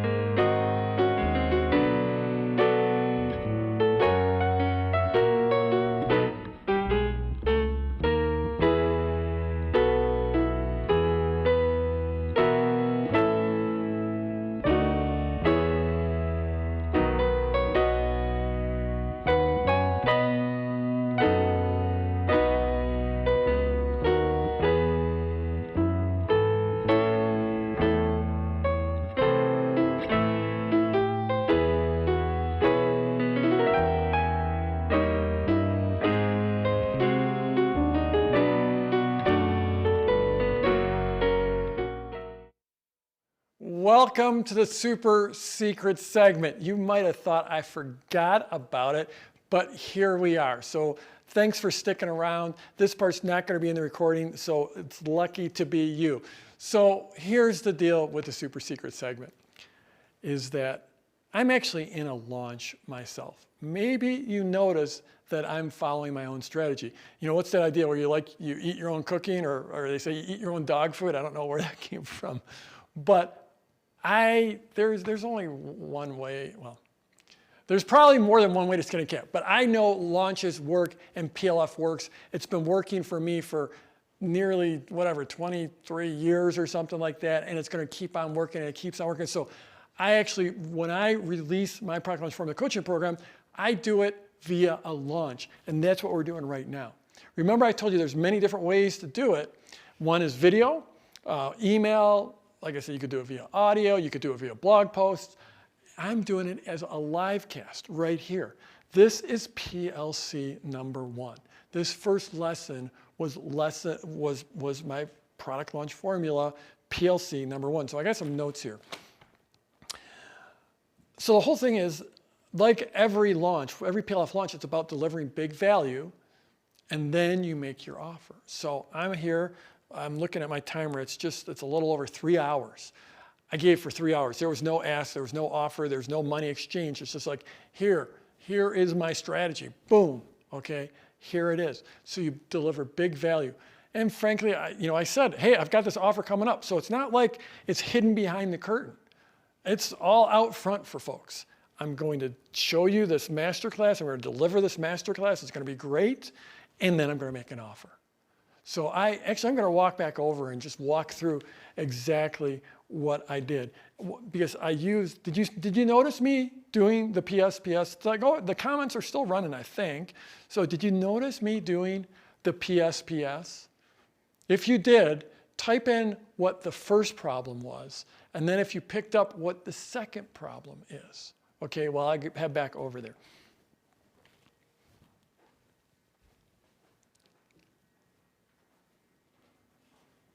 Okay, let me just pop up the comments here. 71 new comments. Oh my goodness. We've got some people stoked. Yeah, they're stoked for the super secret. Friends. Did you guys know it was coming? Did you know it was coming? Thank you very much. Da, da, da. So let's see. And I know there's always a little bit of a delay. Lena says, hey, Lena, how's it going? Lena, how long have you been part of our community? You've been in the community for a long time. It's been, at least 6 years or something like that. David's like, so glad I didn't drop. I figured there'd be more, and there is. So the whole super secret segment, we sort of, we designed it a bit after the Marvel movies, where at the end of the movie, the screen, the credits roll, and you get to see the first gaffer and the second gaffer and the key grip and the second key grip and the third key. And then eventually there's that secret part that comes after, except for that last one. Did you catch that like Endgame? Like they didn't have a super secret segment. I sat there and watched it seemed like 15 minutes of credits, and there was no super secret segment after on Endgame. So It keeps you guessing now. You stuck around. Yeah. Okay, so I'm going to go to the comments and see if people are getting this right. Andrea says, we want to launch. That's the first problem. And Carlos says, you like the Marvel movies. Exactly. And Lena said it's been 2014 since she's been there. But so Tim said the old style sales letters don't work so well. No, not that one's close, but not there. Hope marketing is Anna was the problem. Nah, sort of. Stan said belief in the process, belief in the first problem, not ever selling is Rocket Man. You guys are close. The first problem is you need to launch. You need to launch. No one shows up slowly and survives. No one starts slowly and has success. So you need to launch. That's the first problem. So what's the solution to that problem?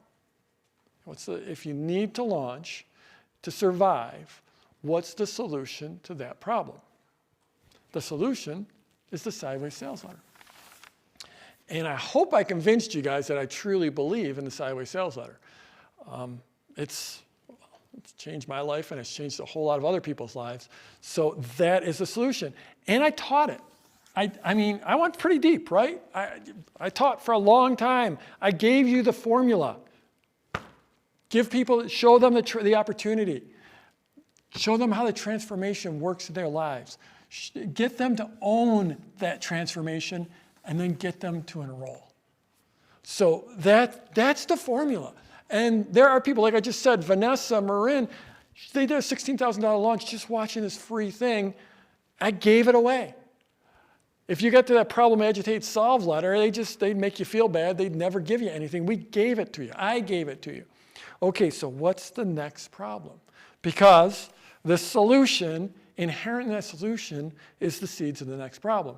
And the next problem is, well, now you know how this works, but you don't really know. There's 3 types of launches. And here's the super secret part. There's actually more than 3 types, but there's 3 primary types.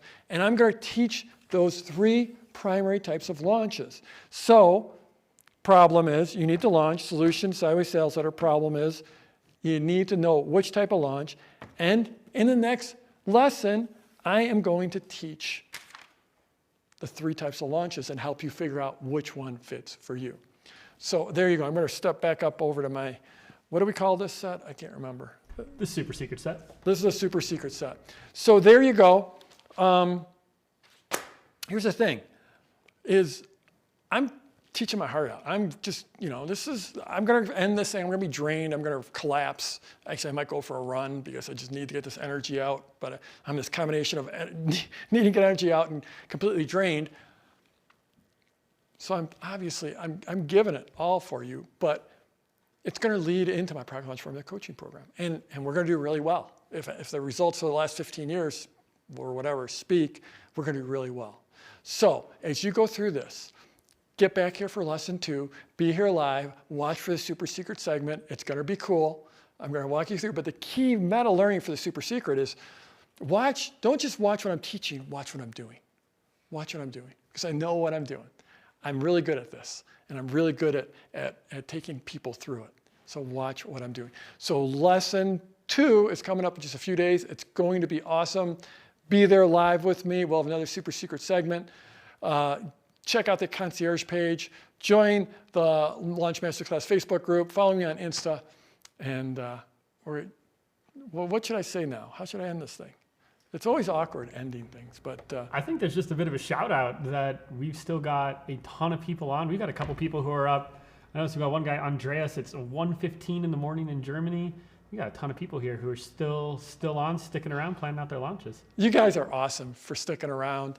And like I said earlier, I feed off of your energy. I've been watching the comments. It's been great.